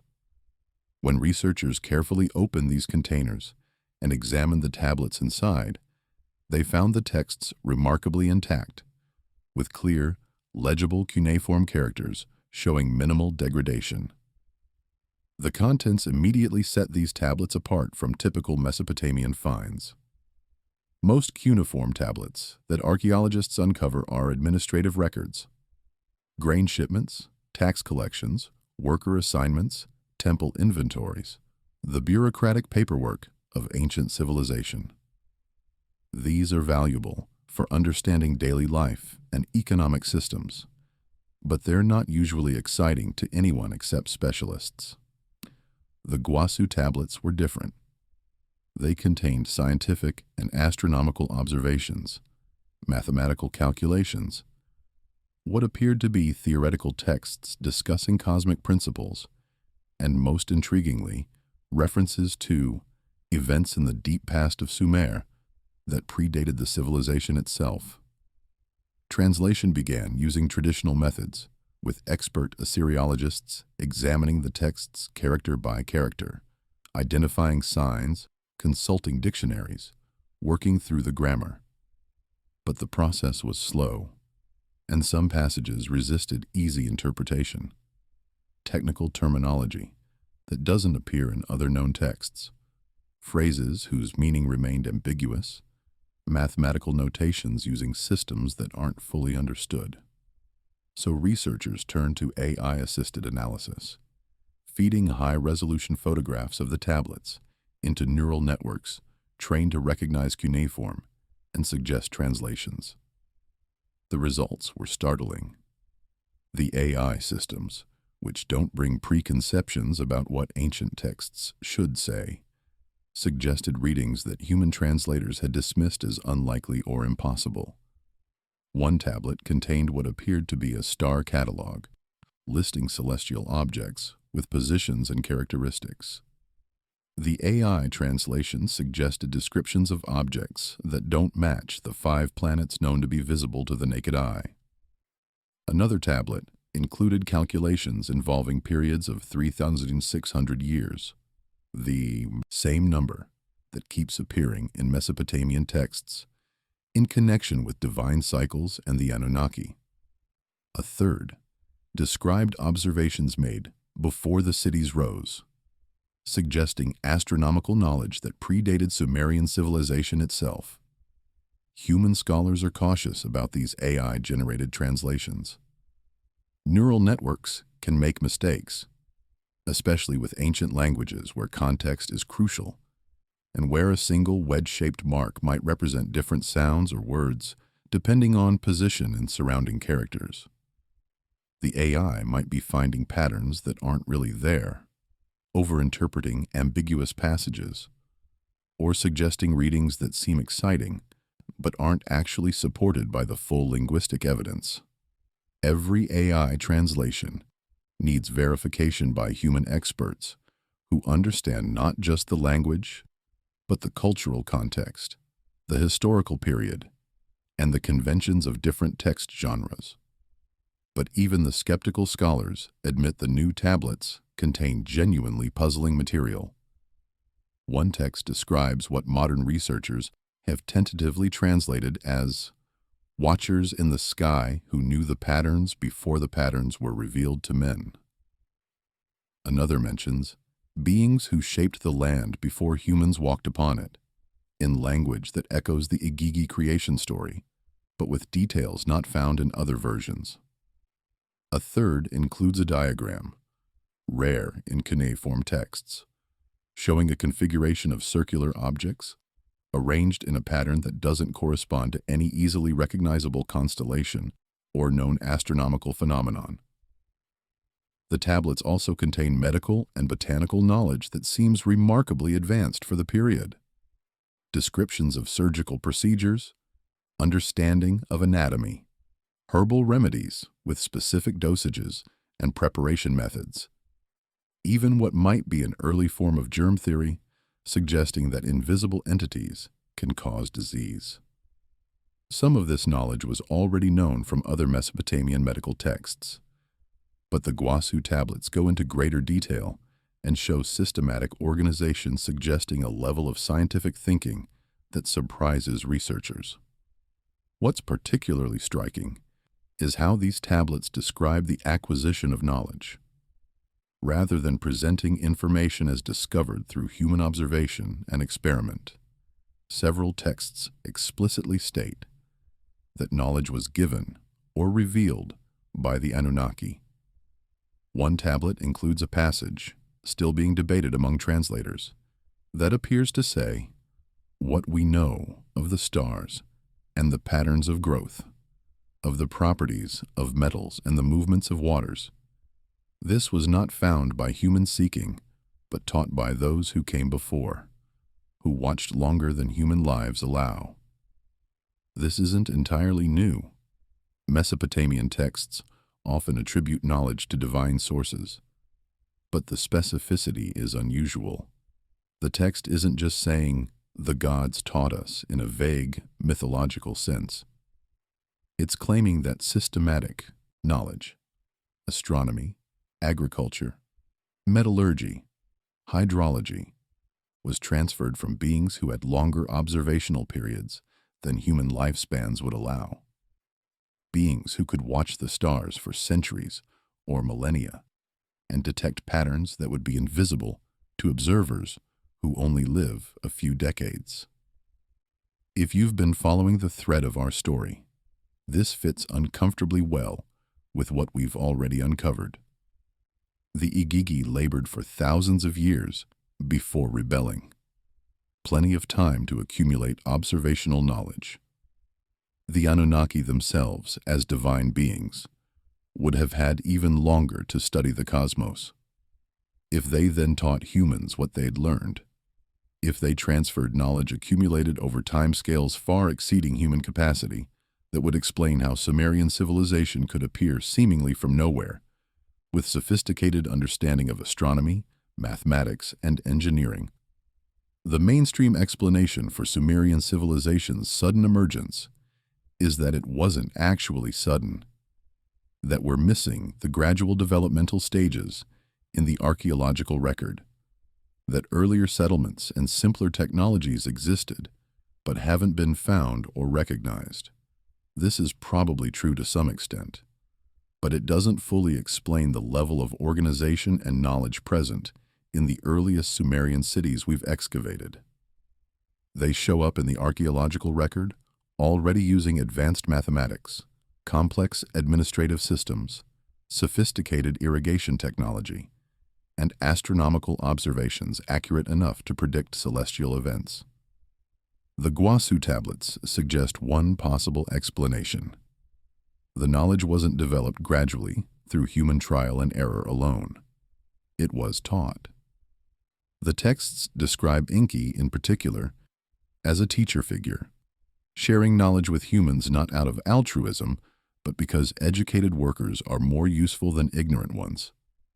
If you need humans to maintain complex irrigation systems, they need to understand water flow and engineering. If you need them to plant and harvest, according to optimal schedules, they need astronomical knowledge for calendars. If you need them to work with metals for tools and weapons, they need metallurgical knowledge. Knowledge transfer serves practical purposes. Recent AI analysis has also begun detecting patterns across multiple tablets that human scholars missed. When you have hundreds of texts discussing similar topics, neural networks can identify recurring phrases, common structures, and statistical patterns that would take human researchers years to notice manually. One pattern that's emerged from this kind of analysis: texts from different time periods and different cities consistently describe the Anunnaki as present and active during what they call the time of establishing, a formative period when civilization was set up, but before humans became fully autonomous. During this period, according to these sources, the Anunnaki directly supervised human activities, taught specific skills, established social hierarchies, and set up religious practices designed to maintain proper relationship between humans and their divine creators. Then, at some point, perhaps at the flood, perhaps gradually over time, they withdrew from direct management. They still received worship, still intervened occasionally, still ruled through human intermediaries. But the day-to-day presence described in the earliest texts faded, leaving humans to run civilizations according to the patterns the Anunnaki had established. This narrative of close contact, followed by gradual withdrawal, appears in other ancient traditions too. Egyptian texts describe the age of the gods when divine beings ruled directly, followed by dynasties of semi-divine kings, eventually giving way to fully human rulers. Greek mythology has a similar progression from the age of Kronos, when gods and humans mingled freely. through the heroic age when demigods walked the earth, to the Iron Age, when humans were left largely on their own. Hindu texts describe yugas, where divine presence decreases with each age. These could all be independent inventions, or they could all preserve memory of actual historical patterns. The AI translation breakthroughs are still in their early stages. As neural networks are trained on larger datasets, as they're refined to better understand context and ambiguity, as human scholars learn to work with AI suggestions while maintaining critical judgment, we'll likely see accelerated progress in reading the thousands of tablets still waiting in museum storage. Each new text has potential to confirm, challenge, or complicate our understanding of what the Sumerians believed about their origins and their relationship with the beings they called gods. What's already clear from the Gwasu tablets and the AI analysis of other texts is that the Sumerian understanding of their own past was more complex than simplified summaries suggest. They didn't just worship sky gods in a vague, spiritualized way. They described specific beings, doing specific things at specific times, beings who came from somewhere else, who had purposes and agendas, who created humans deliberately for practical reasons, who taught and supervised and eventually withdrew. Whether any of this maps onto actual historical events, or whether it's elaborate mythology that served social and political functions, we can't say with certainty. But we can say that the Sumerians took it seriously, recorded it carefully, and wanted future generations to know about it. And every year, the ground gives up more tablets, more evidence, more pieces of a puzzle that gets more complicated, rather than clearer, as we learn more. The story of what happened before the Anunnaki's project reached its final form, before humans became the dominant species on Earth, before civilization took the shape we recognize, that story is still being written as archaeologists dig and AI systems read what's been buried for millennia. Step back from the specific details. The clay and blood, the rebellions and floods, the astronomical controversies, and millennial kings. And a pattern emerges from the Sumerian texts that's more disturbing than any individual element. It's a pattern of cycles. Creation followed by proliferation, followed by problem, followed by destruction, followed by recreation with modifications. The gods create workers. The workers become troublesome. The gods implement a harsh solution. Then the gods create new workers, or modify the existing ones and try again. And this pattern repeats across multiple scales, from the cosmic level down to the human. At the largest scale, the Enuma Elish describes primordial waters giving birth to younger gods, who become noisy and troublesome, leading to Apsu's decision to destroy them, which triggers a war that ends with Marduk carving the universe from Tiamat's corpse and establishing a new order. Creation, proliferation, problem, destruction, recreation. The pattern is established at the cosmic level before anything else happens. Then the pattern repeats with the Igigi. The elder gods create younger gods as workers, assign them to hard labor. The workers multiply and eventually rebel. The gods consider destroying them, but instead decide to create human replacements, problem solved through creation of a new subordinate class. Creation, proliferation, problem, destruction, avoided through substitution, recreation. Then it repeats again with humans. The gods create humans from clay and blood. Humans multiply rapidly. Humans become noisy and troublesome. Enlil decides to destroy them with a flood, but Enki ensures some survive, and post-flood humanity is recreated with modifications to prevent the same problem. Creation, proliferation, problem, Destruction, recreation. The texts don't present this as random occurrence. They describe the gods as bureaucratic administrators who think in terms of systems and management. When a system develops problems, you troubleshoot. When troubleshooting doesn't work, you reset and try again with adjustments. The flood isn't portrayed as divine rage spiraling out of control.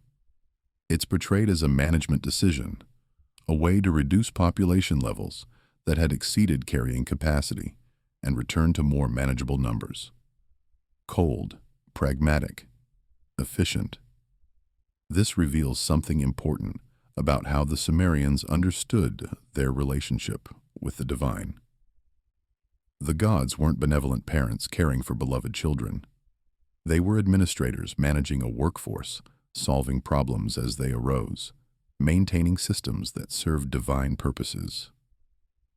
Human flourishing was not the goal. Human utility was the goal. When humans served their intended purpose effectively, the gods were satisfied. When humans became problematic, too numerous, too noisy, too independent, corrections were implemented. The recently translated tablets from Guasu add new dimensions to this pattern. One text describes what translators have tentatively rendered as the settling of accounts, a phrase that appears to refer to periodic evaluations where the gods assessed whether their human project was functioning properly. Another mentions adjustments of the line, which might refer to genetic or biological modifications made to human populations at different times. A third describes the reduction, almost certainly referring to the flood, but framing it explicitly as population control rather than punishment. What's striking is the language of management and engineering running through these descriptions. The gods don't sound like the jealous, passionate deities of later Greek or Roman mythology who act on emotion and whim.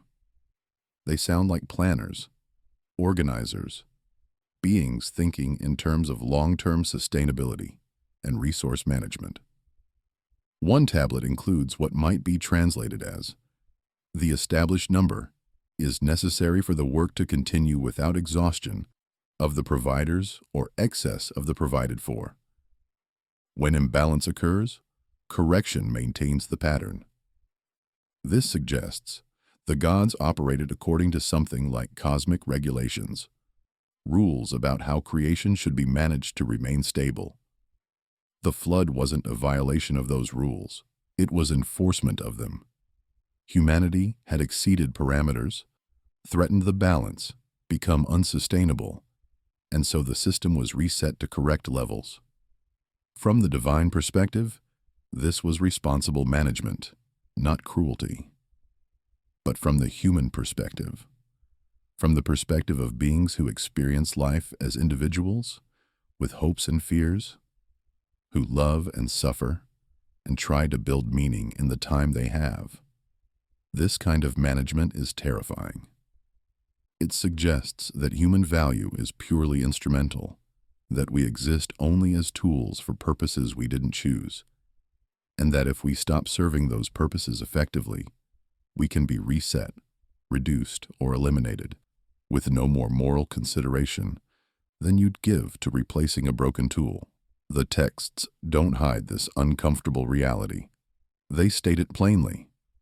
Humans were created to work, to serve, to bear the burden that the Igigi rejected. Our purpose is not self-determined. It was designed into us, literally mixed into the clay and blood that formed the first humans. The divine essence that gives us consciousness, that makes us more than animals, was included not for our benefit, but for operational efficiency. Workers who can think are more useful than workers who can't.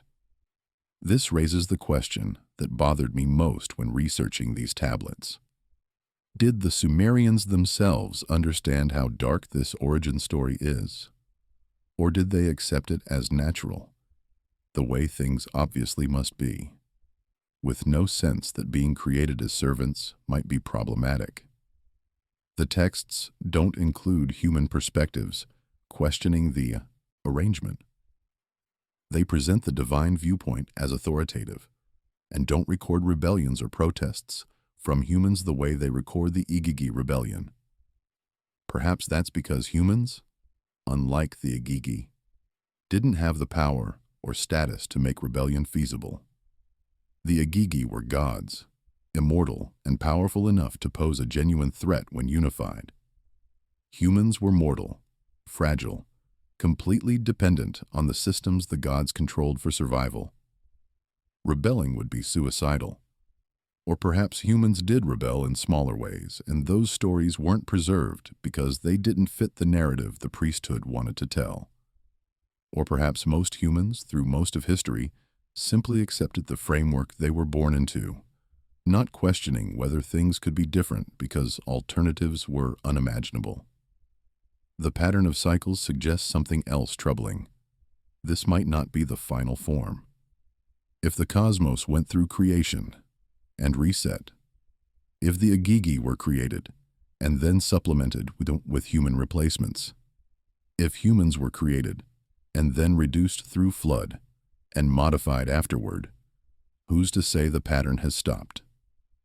The texts hint that the gods retain the option of future corrections if humanity again becomes problematic. We exist within a management system that has already demonstrated willingness to implement harsh solutions when subordinate populations exceed acceptable parameters. Some of the newly translated tablets contain passages that read almost like warnings. One text says, "Who means who are shaped. Remember this, the shapers remain, and what was shaped once can be shaped again according to need. The first form served, then served no longer, and the second form replaced it. If the second form ceases to serve, the pattern predicts the next development." That's not a precise translation. The Sumerian is ambiguous in ways that make definitive rendering impossible, but multiple translators agree the general sense is cautionary. Humans should remember that we're products of design, that our designers still exist in some sense, and that our continuation depends on continuing to fulfill our intended function. This might explain the emphasis on temple service and offerings in Mesopotamian religion. It wasn't just about appeasing powerful beings who might hurt you if angered, though that element was certainly present. It was about maintaining the covenant, proving through ritual and service that humans still fulfilled their designed purpose, giving the gods reason to keep the system running rather than implementing another reset. Every offering of bread and beer, every hymn of praise, every temple built and maintained was a demonstration. We're still working. We're still useful. We're still serving the functions you created us to serve.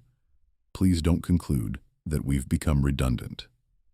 The pattern of cycles also appears in how the texts describe divine governance. The gods weren't static. Their organization evolved over time, responding to changing conditions, distributing and redistributing responsibilities. Cities rose and fell, each with patron deities whose power waxed and waned with their city's fortunes. The pantheon we see in texts from 3000 BCE looks different from the pantheon in texts from 2000 BCE, which looks different again from what appears in 1000 BCE. New gods emerged or gained prominence. Old gods faded or merged with others. Relationships and hierarchies shifted. This fluidity suggests that divine civilization, like human civilization, goes through cycles of rise and fall, centralization and fragmentation, order and chaos. The gods imposed patterns on humans, but they themselves operated within patterns they didn't fully control. Marduk rose to supremacy in Babylon, but that supremacy was challenged in other cities that maintained older traditions or elevated rival gods. The cosmic order, established after Tiamat's defeat, wasn't permanent and unchanging. It was a temporary equilibrium that required constant maintenance and periodic adjustment. And if divine civilization goes through cycles, if gods themselves can rise and fall, gain and lose power, then perhaps the Anunnaki who created humans aren't the final authority. Perhaps they answer to higher powers, or perhaps they're subject to cosmic forces beyond their control. The texts hint at this occasionally, references to fate that even gods can't escape, to primordial forces like Namu and Tiamat, who predate the organized pantheon and whose power never fully disappears. The gods who created humans might themselves be products of creation, links in a chain that extends further back than the tablet's record. This pattern of cycles within cycles, systems within systems, creations creating creations, makes the question of ultimate origins unanswerable from the Sumerian texts alone. The tablets take you back to Namu, the primordial waters, and stop. What existed before Namu? Where did she come from? The texts don't say because the people who wrote them didn't know or didn't think the question answerable. Namu simply was, self-existing, needing no prior cause. Everything else follows from her through successive cycles of emergence and organization. But knowing that cycles exist, that patterns repeat, that what was created can be destroyed and recreated with modifications, changes how you read the rest of human history. Every civilization that has risen and fallen since Sumer, Egypt, Greece, Rome, countless others, follows the same basic pattern: emergence, growth, proliferation, problems, collapse, and sometimes recreation in modified form. Is this just a natural cycle that all complex systems experience? Or is it a pattern that was designed into the human project from the beginning, a feature rather than a bug, a way to prevent any single human civilization from growing powerful enough to challenge the order the gods established? The texts don't answer that question directly, but they provide all the pieces needed to ask it seriously. And that might be the most important thing they preserve. Not specific answers about what happened before the Anunnaki came to Earth, but a framework for understanding human existence as embedded within cycles of creation and control that started long before we appeared and might continue long after we're gone.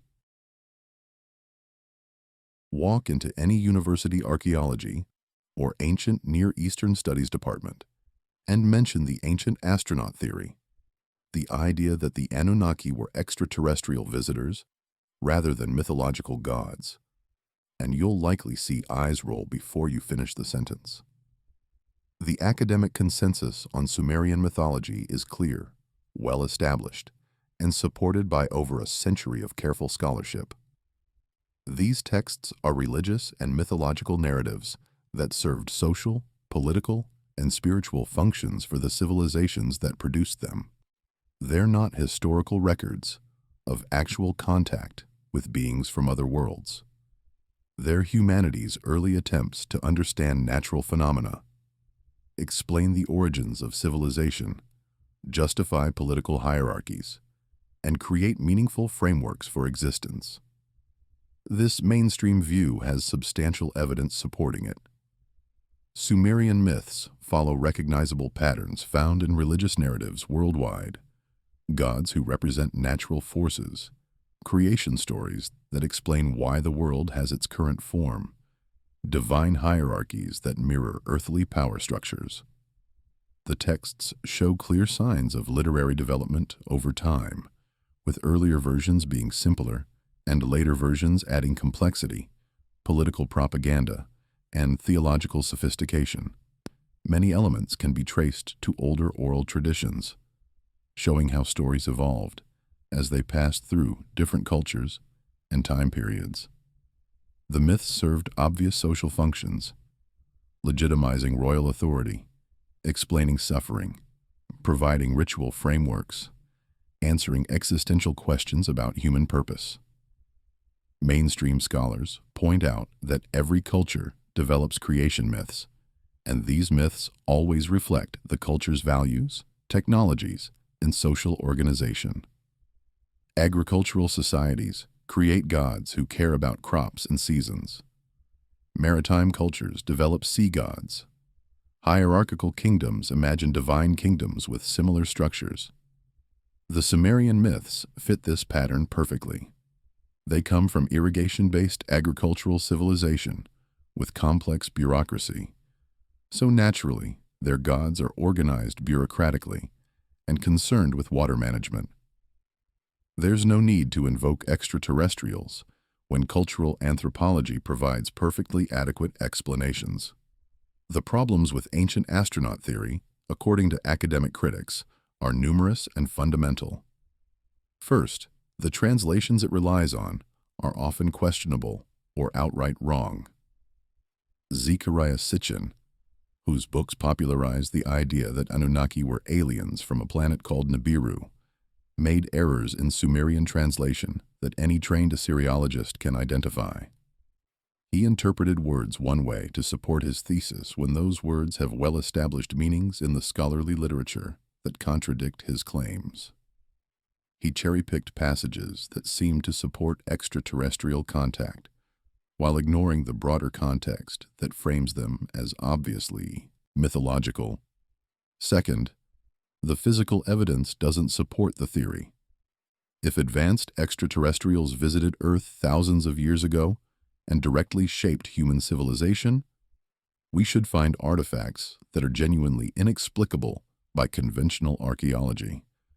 Materials or technologies that couldn't possibly have been produced with Bronze Age or Neolithic methods. We don't.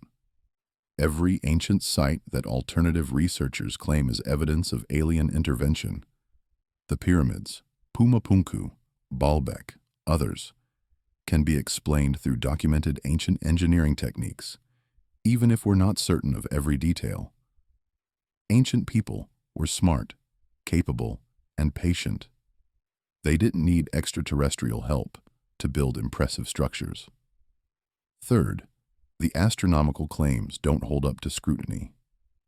The famous Sumerian star map that supposedly shows 12 planets in our solar system is actually a cylinder seal with various symbols whose identification is disputed.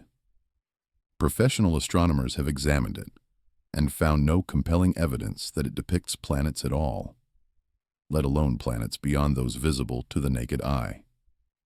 The claim that Sumerians knew about Uranus, Neptune, and Pluto is not supported by their actual astronomical texts, which clearly describe 5 planets, the ones you can see without a telescope, and Nibiru itself, the supposed home planet of the Anunnaki, with its 3,600-year orbit, bringing it through the inner solar system, doesn't exist according to NASA and professional astronomers who've specifically looked for it. The mainstream interpretation of Sumerian texts is that Anunnaki simply means offspring of An and Ki, heaven and earth, referring to gods who inhabit the space between. They're sky gods and earth gods, divine beings who explain natural phenomena and provide mythological justification for religious practices. When the texts say kingship descended from heaven, this means divine authority, not literally that beings flew down from the sky in spacecraft. When they describe gods creating humans from clay and blood, this is a metaphor for how humanity emerged from Earth and received divine spark. Consciousness, awareness, the quality that separates us from animals. It's theology, not biology. This interpretation is intellectually satisfying in many ways. It places Sumerian religion in context with other ancient religions, showing how humanity developed increasingly sophisticated ways to think about existence, morality, and our place in the cosmos. It respects the intelligence and creativity of ancient peoples, without needing to credit outsiders for their achievements. It applies the same standards of evidence we'd use for any other historical claim, requiring extraordinary evidence for extraordinary claims. And it has the weight of professional scholarship behind it. People who've devoted careers to learning ancient languages, understanding cultural contexts, and carefully analyzing evidence. But, and this is where the debate gets interesting, rather than just being mainstream versus fringe, the mainstream interpretation has its own problems that deserve acknowledgement. The first problem is the sheer specificity and consistency of the Sumerian accounts. These aren't vague creation myths that could mean anything. They're detailed narratives with specific names, specific locations, specific sequences of events, and specific purposes attributed to divine actions. The gods didn't create humans to be good or to worship us in abstract terms. They created humans specifically to perform agricultural labor and maintain infrastructure because a previous workforce had rebelled. That's an oddly prosaic, materialistic reason for a supposedly spiritual mythology. The second problem is the global pattern. Sumerian myths aren't unique. Similar stories appear in geographically separated cultures with no clear contact. Gods descending from the sky, mixing divine essence with earthly matter to create humans, teaching civilization to primitive people, then withdrawing or being destroyed in catastrophes. Egyptian, Hindu, Mesoamerican, and other traditions preserve parallel narratives. The mainstream explanation is that these are convergent evolution. Humans everywhere imagine similar origin stories because we all face similar existential questions. But the parallels are sometimes remarkably specific, down to details that convergent evolution struggles to explain. The third problem is the astronomical and mathematical sophistication that keeps appearing where it theoretically shouldn't. Yes, the Sumerians officially knew 5 planets, but they also knew about the precession of the equinoxes, a phenomenon requiring centuries of careful observation to detect. They used mathematical systems that encoded information about celestial cycles in ways we're still unpacking. The Great Pyramid in Egypt, built by a civilization in close contact with Mesopotamia, demonstrates astronomical alignments accurate to fractions of a degree. Ancient Mayan astronomers calculated the length of the solar year to within seconds of modern measurements. How? The mainstream answer is patience, careful observation over generations, and mathematical insight. Ancient people tracked the sky for practical reasons: agriculture, navigation, ritual calendars, and accumulated knowledge over time. This is undoubtedly true. But alternative researchers point out that some of this knowledge seems to require longer observation periods than the civilizations in question existed. Precession takes 26,000 years for one complete cycle. You can detect it in a few centuries if you're looking for it, but you need to know to look for it, and you need incredibly precise record-keeping across generations. Why would Bronze Age agriculturalists care about a phenomenon that has no practical application for farming or calendar making? Alternative researchers also highlight the problem of sudden emergence. Sumerian civilization appears in the archaeological record around 3500 BCE, already possessing writing, complex mathematics, sophisticated irrigation technology, organized government, and advanced astronomy. Where's the 1,000-year development period, where they gradually figured all this out? Mainstream archaeology says it's there. We just haven't found the sites yet, or we're looking in the wrong places, or the earliest development used materials that didn't preserve. That's reasonable. But it's also true that the absence of evidence is a real gap that alternative theories exploit. The newly discovered tablets from Guasu complicate the debate further.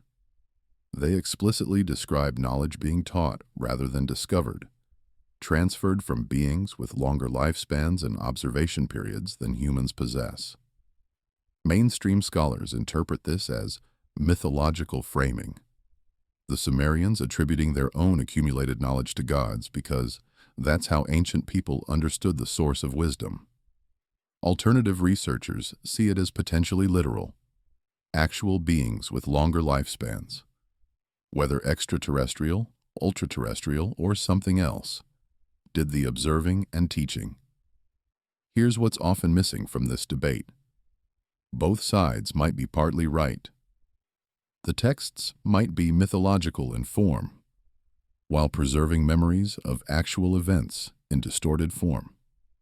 The gods might represent natural forces or cosmic principles, while also being based on actual beings that ancient people encountered.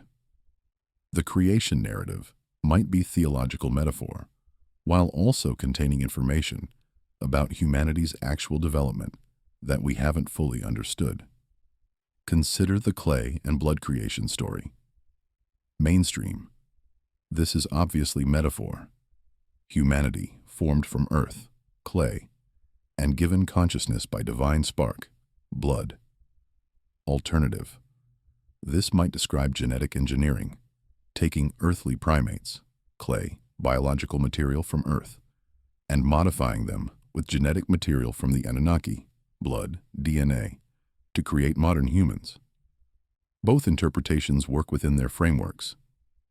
The text itself doesn't resolve which is correct, or consider the Igigi rebellion. Mainstream. This is a mythological way to explain why humans exist, to justify why we labor, why life is hard, why we're subordinate to divine forces. Alternative. This might preserve memory of an actual labor dispute among whoever the gods actually were, resolved by creating or modifying a species to take over the work. Again, both work. The honest answer that neither extreme wants to admit is, we don't know. We have texts that can be interpreted multiple ways. We have archaeological evidence that mostly supports conventional explanations, but contains anomalies. We have mathematical and astronomical sophistication that might be explained by careful observation over time, or might suggest knowledge transfer from sources we haven't identified. We have global patterns that might be convergent evolution or might indicate something else. What we can say with confidence is that the Sumerians themselves took these stories seriously. They weren't writing fiction for entertainment. They were recording what they understood to be true about their origins, their purpose, and their relationship with beings more powerful than themselves. Whether those beings were metaphorical gods, representing natural forces, or actual entities of some kind, or something in between those categories, the Sumerians believed their civilization had been shaped by outside intervention, not purely autonomous development. And that belief shaped everything they did. Their political systems, religious practices, architectural choices, social hierarchies, even their daily work patterns reflected the understanding that humans existed to serve divine purposes established long ago. They built ziggurats as artificial mountains connecting earth to heaven because they believed the gods descended from heaven and required proper meeting places. They organized society hierarchically because they believed hierarchy was built into cosmic order from the separation of Anunnaki onward. They accepted hard labor as humanity's natural state because they believed we were created specifically to work. Whether the origin story is literally true, metaphorically true, or some complex mixture, its effects on human civilization are undeniable. For thousands of years, millions of people lived within frameworks established by these myths, accepting roles and limitations based on what the texts said about human origins and purpose. And maybe, this is speculation, but worth considering, maybe that was the point. Maybe these stories functioned as social programming. whether divinely inspired or humanly invented, creating populations that accepted subordination because they believed it was designed into them from the beginning. The debate between alternative interpretations and academic consensus will probably never be fully resolved because the evidence allows multiple readings. What matters more than determining which interpretation is absolutely correct might be understanding what these texts reveal about how humans think about origins, purpose, and power. Whether the Anunnaki were gods, aliens, metaphors, or ancient kings elevated to mythological status, their story continues to shape how we understand ourselves. Strip away the debates about literal versus metaphorical interpretation, about ancient astronauts versus mythology, about what the astronomical references really mean, and focus on what the Sumerian texts actually describe happening before the Anunnaki established their final system on Earth. The narrative is remarkably consistent across multiple sources and time periods, forming a coherent picture of cosmic development that proceeds through distinct phases. Phase 1. The primordial void. Before anything that could be called organized existence, there was Namu, or, in the Babylonian version, Apsu and Tiamat, infinite waters containing all potential in undifferentiated form. No light, no land, no names, no categories, no distinction between things. Just consciousness without object, awareness without anything to be aware of, existence without the separation required for anything to exist distinctly. The texts describe this state as existing outside time because time requires change, and change requires distinction, and distinction hadn't emerged yet. This phase wasn't empty nothingness. It was full potentiality, everything that could be held in suspension, waiting for the conditions that would allow actualization. Namu is described as self-existing, needing no creator, having no beginning. She simply was, and from her being, everything else would emerge through transformation, rather than creation from nothing. The Sumerians rejected the idea of creation ex nihilo, making something from nothing. Their cosmology is one of transformation, organization, separation of what was unified. Phase 2. The first separation.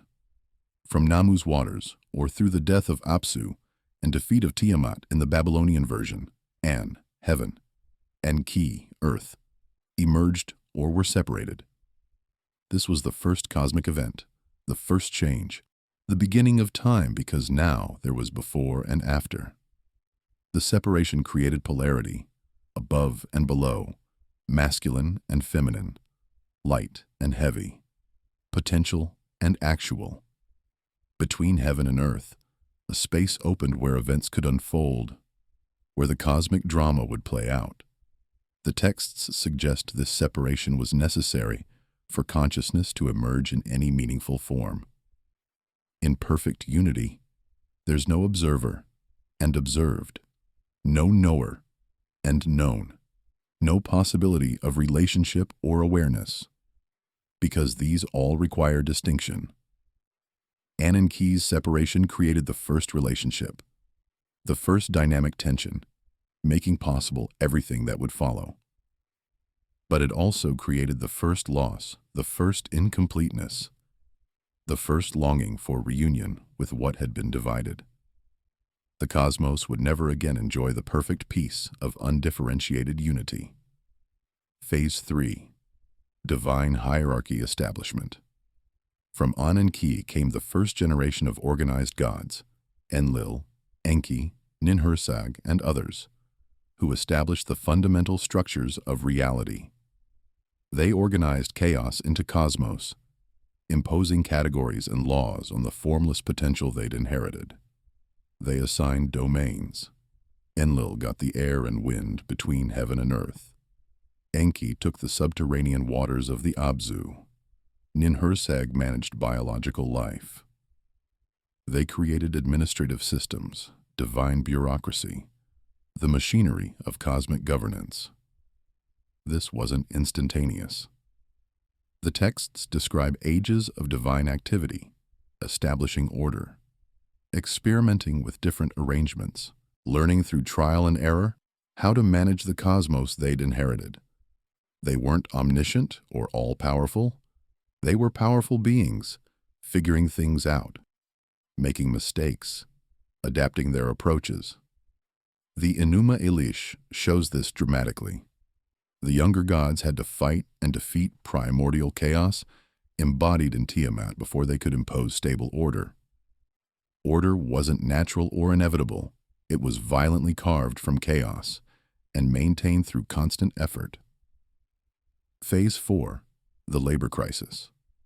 Once basic cosmic order was established, the infrastructure needed maintenance. Canals required digging. Mountains needed raising. Fields demanded cultivation. The elder gods created or recruited the Igigi, younger divine beings assigned to perform this labor. For what the texts describe as vast spans of time, 3,600 years appears repeatedly, possibly representing a cosmic age or cycle. The Igigi worked without complaint. But consciousness, even divine consciousness, can only tolerate exploitation for so long. The Igigi rebellion marked a turning point in cosmic history. For the first time, subordinate beings collectively refused to continue in their assigned roles.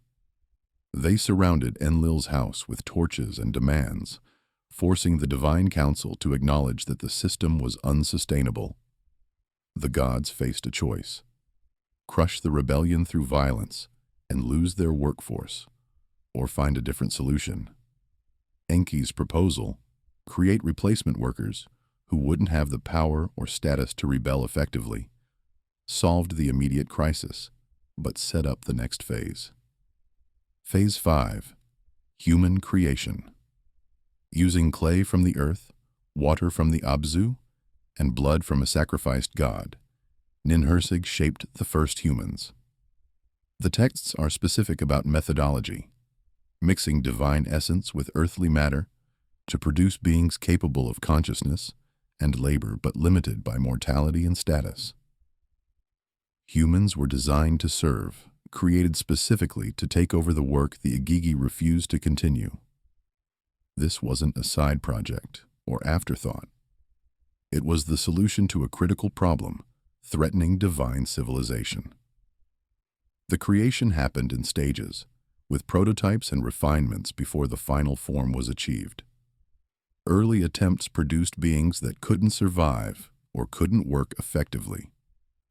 Through trial and error, Ninhursag and her assistants figured out the right proportions, the proper mixture that would yield workers matching specifications. Both male and female forms were created from the beginning, establishing biological reproduction so humans could replace themselves without ongoing divine intervention. Phase 6, proliferation and problem. Humans multiplied rapidly, spreading across the landscape, filling cities, becoming numerous. Initially, this was fine. More workers meant more capacity, more production, more infrastructure maintenance. But humans became noisy, troublesome, consuming resources at rates that concerned the gods. Enlil, in particular, grew irritated by human populations that disturbed divine rest with their constant activity. The problem that had emerged with the Igigi was emerging again with humans. Workers who'd served their purpose well were now becoming inconvenient. Phase 7, the flood reset. Rather than negotiating with humans or modifying the system, Enlil advocated for drastic population reduction through catastrophic flood. The Divine Council approved, seeing it as necessary correction to restore balance. But Enki, characteristically, subverted the plan by warning a human hero, Atrahasis or Ziusudra, ensuring that humanity would survive even if reduced. The flood came, most humans died, and the world reset to more manageable population levels. Post-flood, something changed. The antediluvian world, with its millennial rains and close divine-human contact, gave way to a new arrangement where gods were more distant and human lifespans shorter. The system was modified to prevent the same problems recurring. Humans would remain mortal and limited. Divine presence would be less direct. The cycle of proliferation that led to the flood would be managed better. This is what the texts tell us happened before the Anunnaki's project reached its final form. A progression from undifferentiated potential through organization and hierarchy to repeated cycles of creation, proliferation, crisis, and reset. The pattern is consistent. Consciousness emerges, consciousness multiplies, consciousness becomes problematic, harsh corrections are implemented. The system continues with modifications. What does this mean? If you read it literally, it's a history of cosmic development and human creation by powerful beings we call gods, who might have been extraterrestrials, ultra-terrestrials, or something else entirely. If you read it metaphorically, it's a sophisticated theological framework explaining why reality has its current structure and why humans occupy their particular place in the order of things. If you read it as distorted history, it might preserve memories of actual events described in mythological language because the witnesses lacked vocabulary for what they experienced. But regardless of how you interpret the ontological status of the beings described, the texts reveal clear patterns about power, creation, labor, and control. Those with power create subordinates to serve purposes the powerful define. Subordinates eventually resist if conditions become intolerable. The powerful respond with solutions that preserve their position while addressing immediate crises. Cycles repeat across different scales and different populations. And consciousness, awareness, intelligence, the capacity to recognize one's situation is both essential for effective service and dangerous because it enables resistance. The Sumerians recorded all of this carefully, preserved it across centuries, wanted future generations to know about it. Whether they understood it as literal history, sacred truth, or something in between, they took it seriously enough to carve it into clay and stone. And now, thousands of years later, we're still trying to figure out what they were telling us about where we came from and why we're here. So what do we do with all of this? The primordial waters and cosmic battles, the divine rebellions and clay creations, the astronomical mysteries and millennial kings, the patterns of control and resistance that ripple through the texts. What does it actually mean for understanding human origins and our place in whatever reality is? These aren't just academic questions for specialists to debate in journals. They cut to the heart of who we are and why we're here. If the mainstream interpretation is entirely correct, if these texts are pure mythology with no historical core, they're still revealing because they show how ancient people thought about fundamental questions. Why do humans have to work so hard? Because we were created specifically for labor. Why do we suffer and die? Because we're made of earth, inherently limited and temporary. Why do we have consciousness and feel like we should be more than just workers?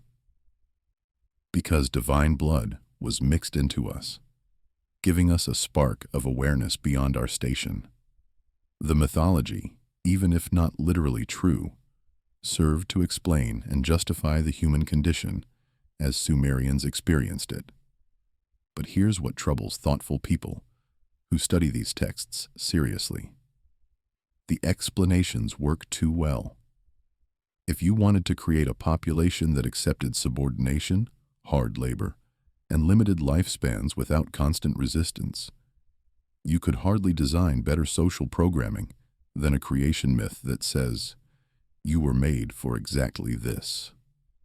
Humans throughout Mesopotamian history worked brutal hours in difficult conditions, giving most of what they produced to temple complexes and royal courts, living short lives with limited opportunities, and generally accepting this as natural because the origin story said it was their designed purpose. That raises an uncomfortable question. Were these myths believed because they accurately described human origins, or were they created to make an exploitative system seem divinely ordained and therefore unchangeable? Ancient priests and kings benefited enormously from populations that believed they were created to serve. If you're a ruler, extracting labor and resources from farmers and workers, how convenient to have religious narratives that say the gods themselves created humans specifically to work for their superiors. This doesn't prove the myths are false. True things can still be convenient, but it does mean we should ask who benefited from these stories being told and believed. On the other hand, if alternative interpretations have merit, if these texts preserve distorted memories of actual events involving beings who shaped human development, the implications are even more profound. It would mean we're not a natural, evolutionary product, but a designed creation, modified for purposes we didn't choose. It would mean our capacities and limitations were engineered rather than naturally emergent. It would mean human history has been shaped by interventions we've forgotten or misunderstood. The genetic evidence is interesting here. Modern humans show signs of relatively recent common ancestry. Everyone alive today traces back to a small founding population that lived in Africa somewhere between 200,000 and 300,000 years ago. Before that, human evolution shows gradual change over millions of years through various hominin species. But the emergence of behaviorally modern humans, with complex language, abstract thinking, sophisticated tool use, artistic expression, happens relatively suddenly in the archaeological record, roughly 50,000 to 70,000 years ago. Mainstream science explains this through neural and cognitive developments that left little fossil trace. Alternative researchers wonder if this is when the Anunnaki's modification project reached completion. We also have the strange fact that human development across the globe shows patterns of sudden advancement, followed by long plateaus. Agriculture appears independently in multiple locations within a relatively short time window, around 10,000 years ago. Writing systems emerge in several civilizations within a few thousand years of each other. Mathematical and astronomical sophistication appears too early in multiple cultures. Conventional explanation. These are natural developments when human populations reached certain sizes and complexity thresholds. Alternative explanation. These represent knowledge, transfer from sources that moved between regions, teaching similar information. The recently translated tablets from Guasu explicitly describe knowledge being taught to humans by beings with longer observational timescales. They describe early humans as shaped and instructed, rather than naturally evolving and independently discovering. They frame human civilization as a project with designers and intended outcomes rather than an organic development. Again, you can read this as mythology anthropomorphizing natural processes, or you can read it as preserving information about actual intervention. Here's what we can say, without taking a definitive position, on literal versus metaphorical interpretation. The Sumerian texts describe a view of human existence where we are not autonomous, not self-determining, not the authors of our own purpose.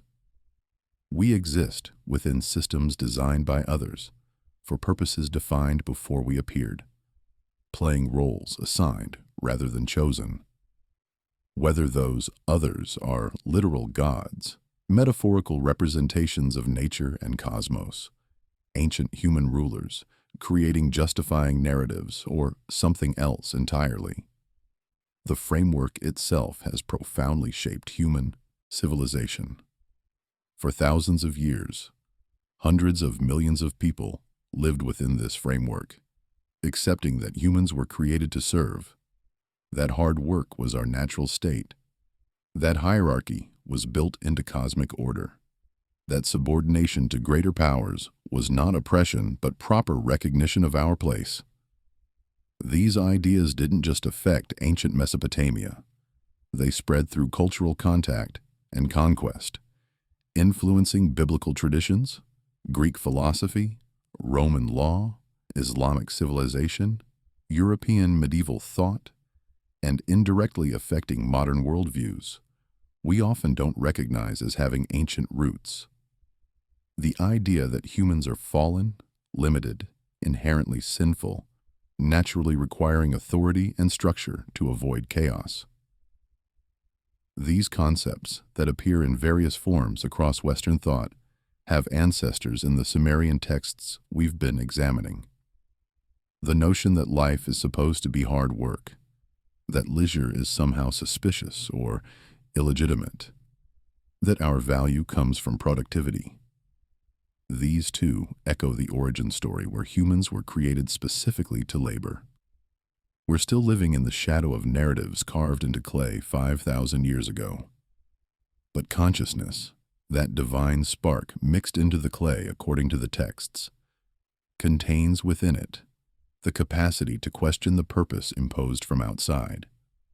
The Igigi rebelled when they recognized their situation as unjust.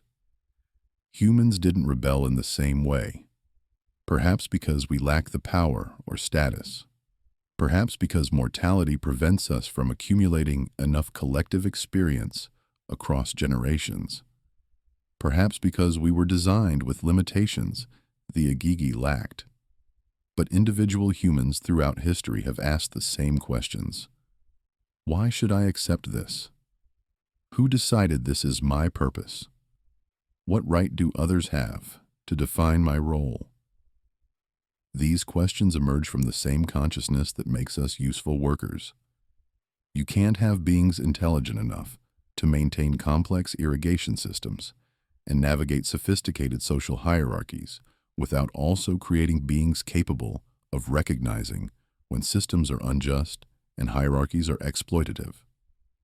The divine blood mixed into human clay was necessary for us to function in the roles designed for us, but it also gave us the capacity to resist those roles.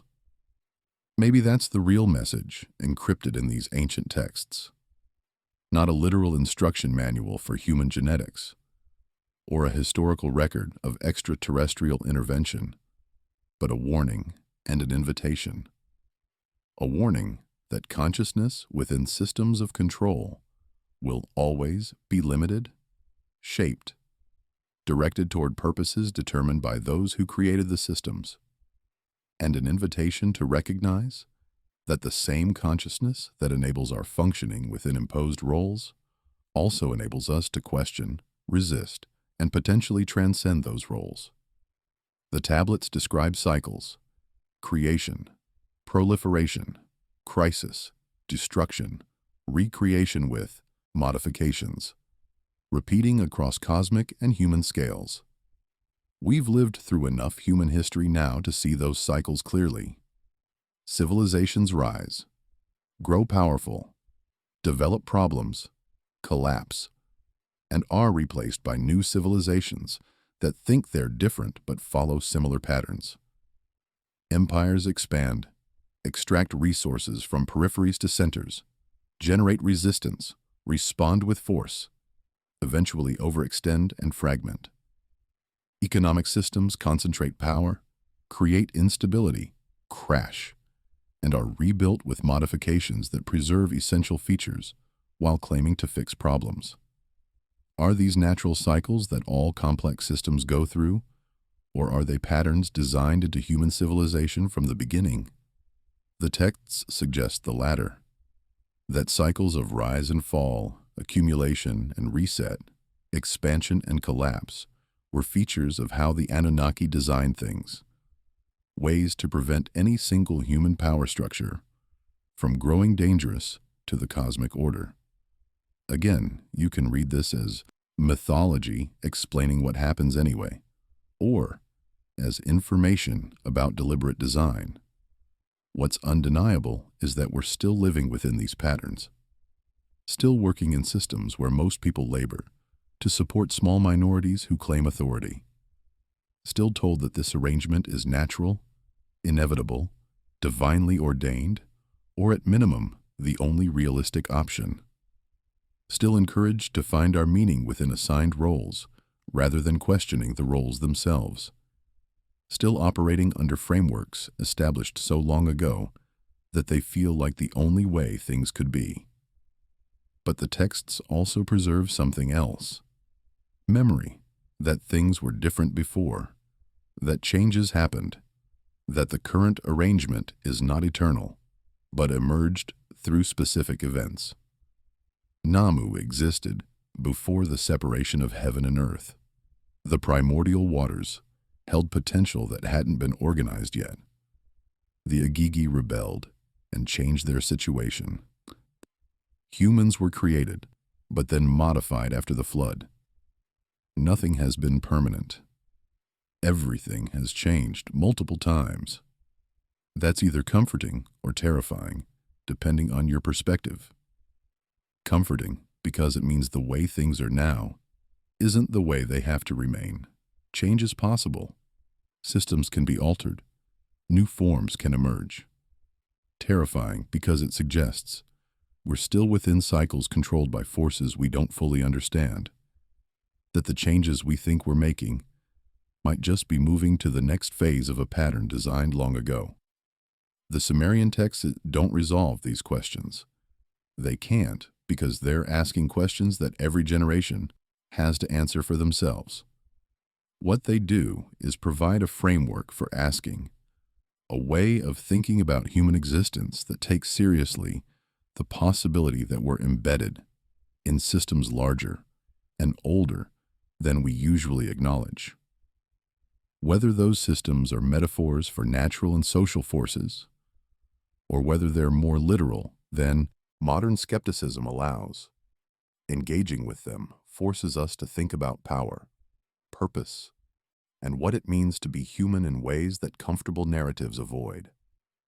The darkness before creation, the primordial waters before heaven and earth separated, the time before names when consciousness existed without object. That void haunts every line of these ancient texts. Namu's endless black ocean, pregnant with all possibilities, remains beneath and beyond everything that came after.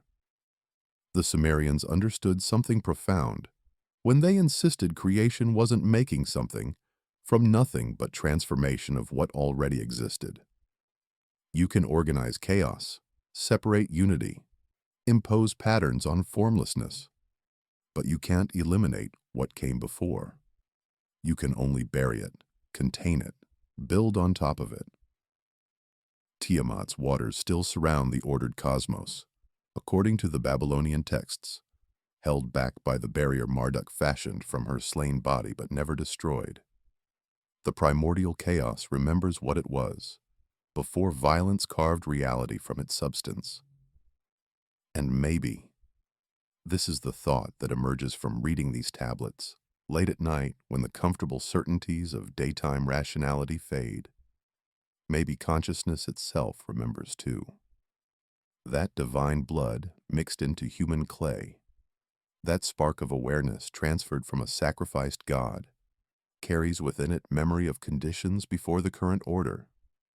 We dream of flying, of breathing underwater, of shape-shifting between forms.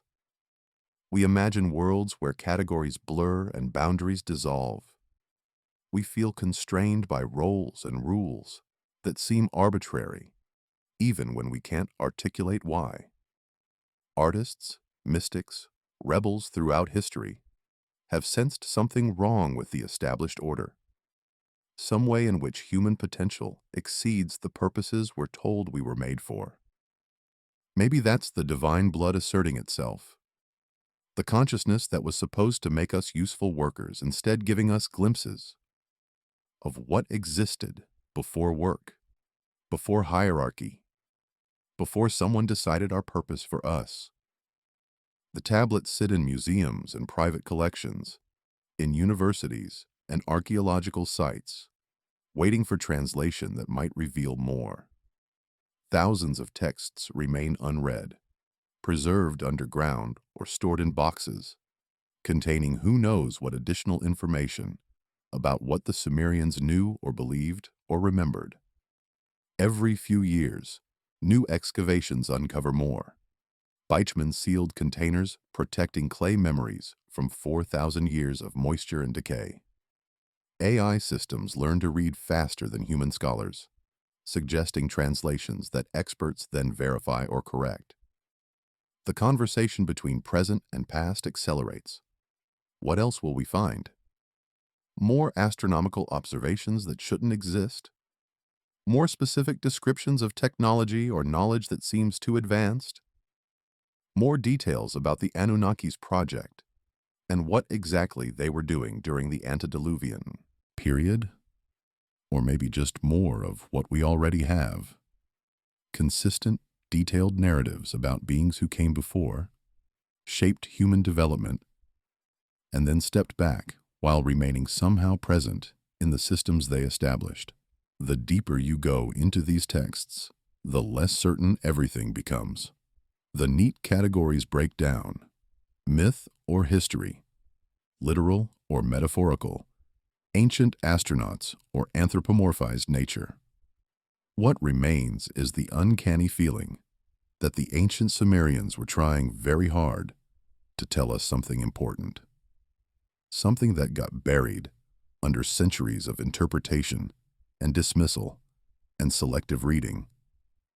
They wrote it down carefully, preserved it deliberately, copied it across generations. They wanted us to know. Know what, exactly? That's the question we're still trying to answer. That we were created rather than evolved? That powerful beings shaped our development? That human civilization is a project with designers and intended outcomes? That consciousness trapped in matter yearns for something it dimly remembers from before matter organized? That cycles repeat and patterns persist, and nothing we think is new actually is?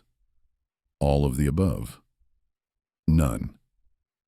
Maybe the point isn't to reach a definitive answer, but to keep asking, to maintain the question of origins, purpose, and possibility alive in consciousness, to resist the comfortable certainties that tell us we know where we came from and why we're here, when the evidence suggests mystery runs deeper than answers, to remember that the world as it is emerged from specific conditions and choices, not from natural inevitability, which means it can change again if we understand the patterns. The Sumerians are gone. Their cities are ruins. Their language is dead. But their words remain, pressed into clay that outlasted bronze and empires. Words describing waters before creation, gods before humans, work before purpose, consciousness before control. Words that refuse to resolve into simple explanations or comfortable narratives. Words that demand we take seriously the possibility that human origins are stranger than either mainstream science or fundamentalist religion allows.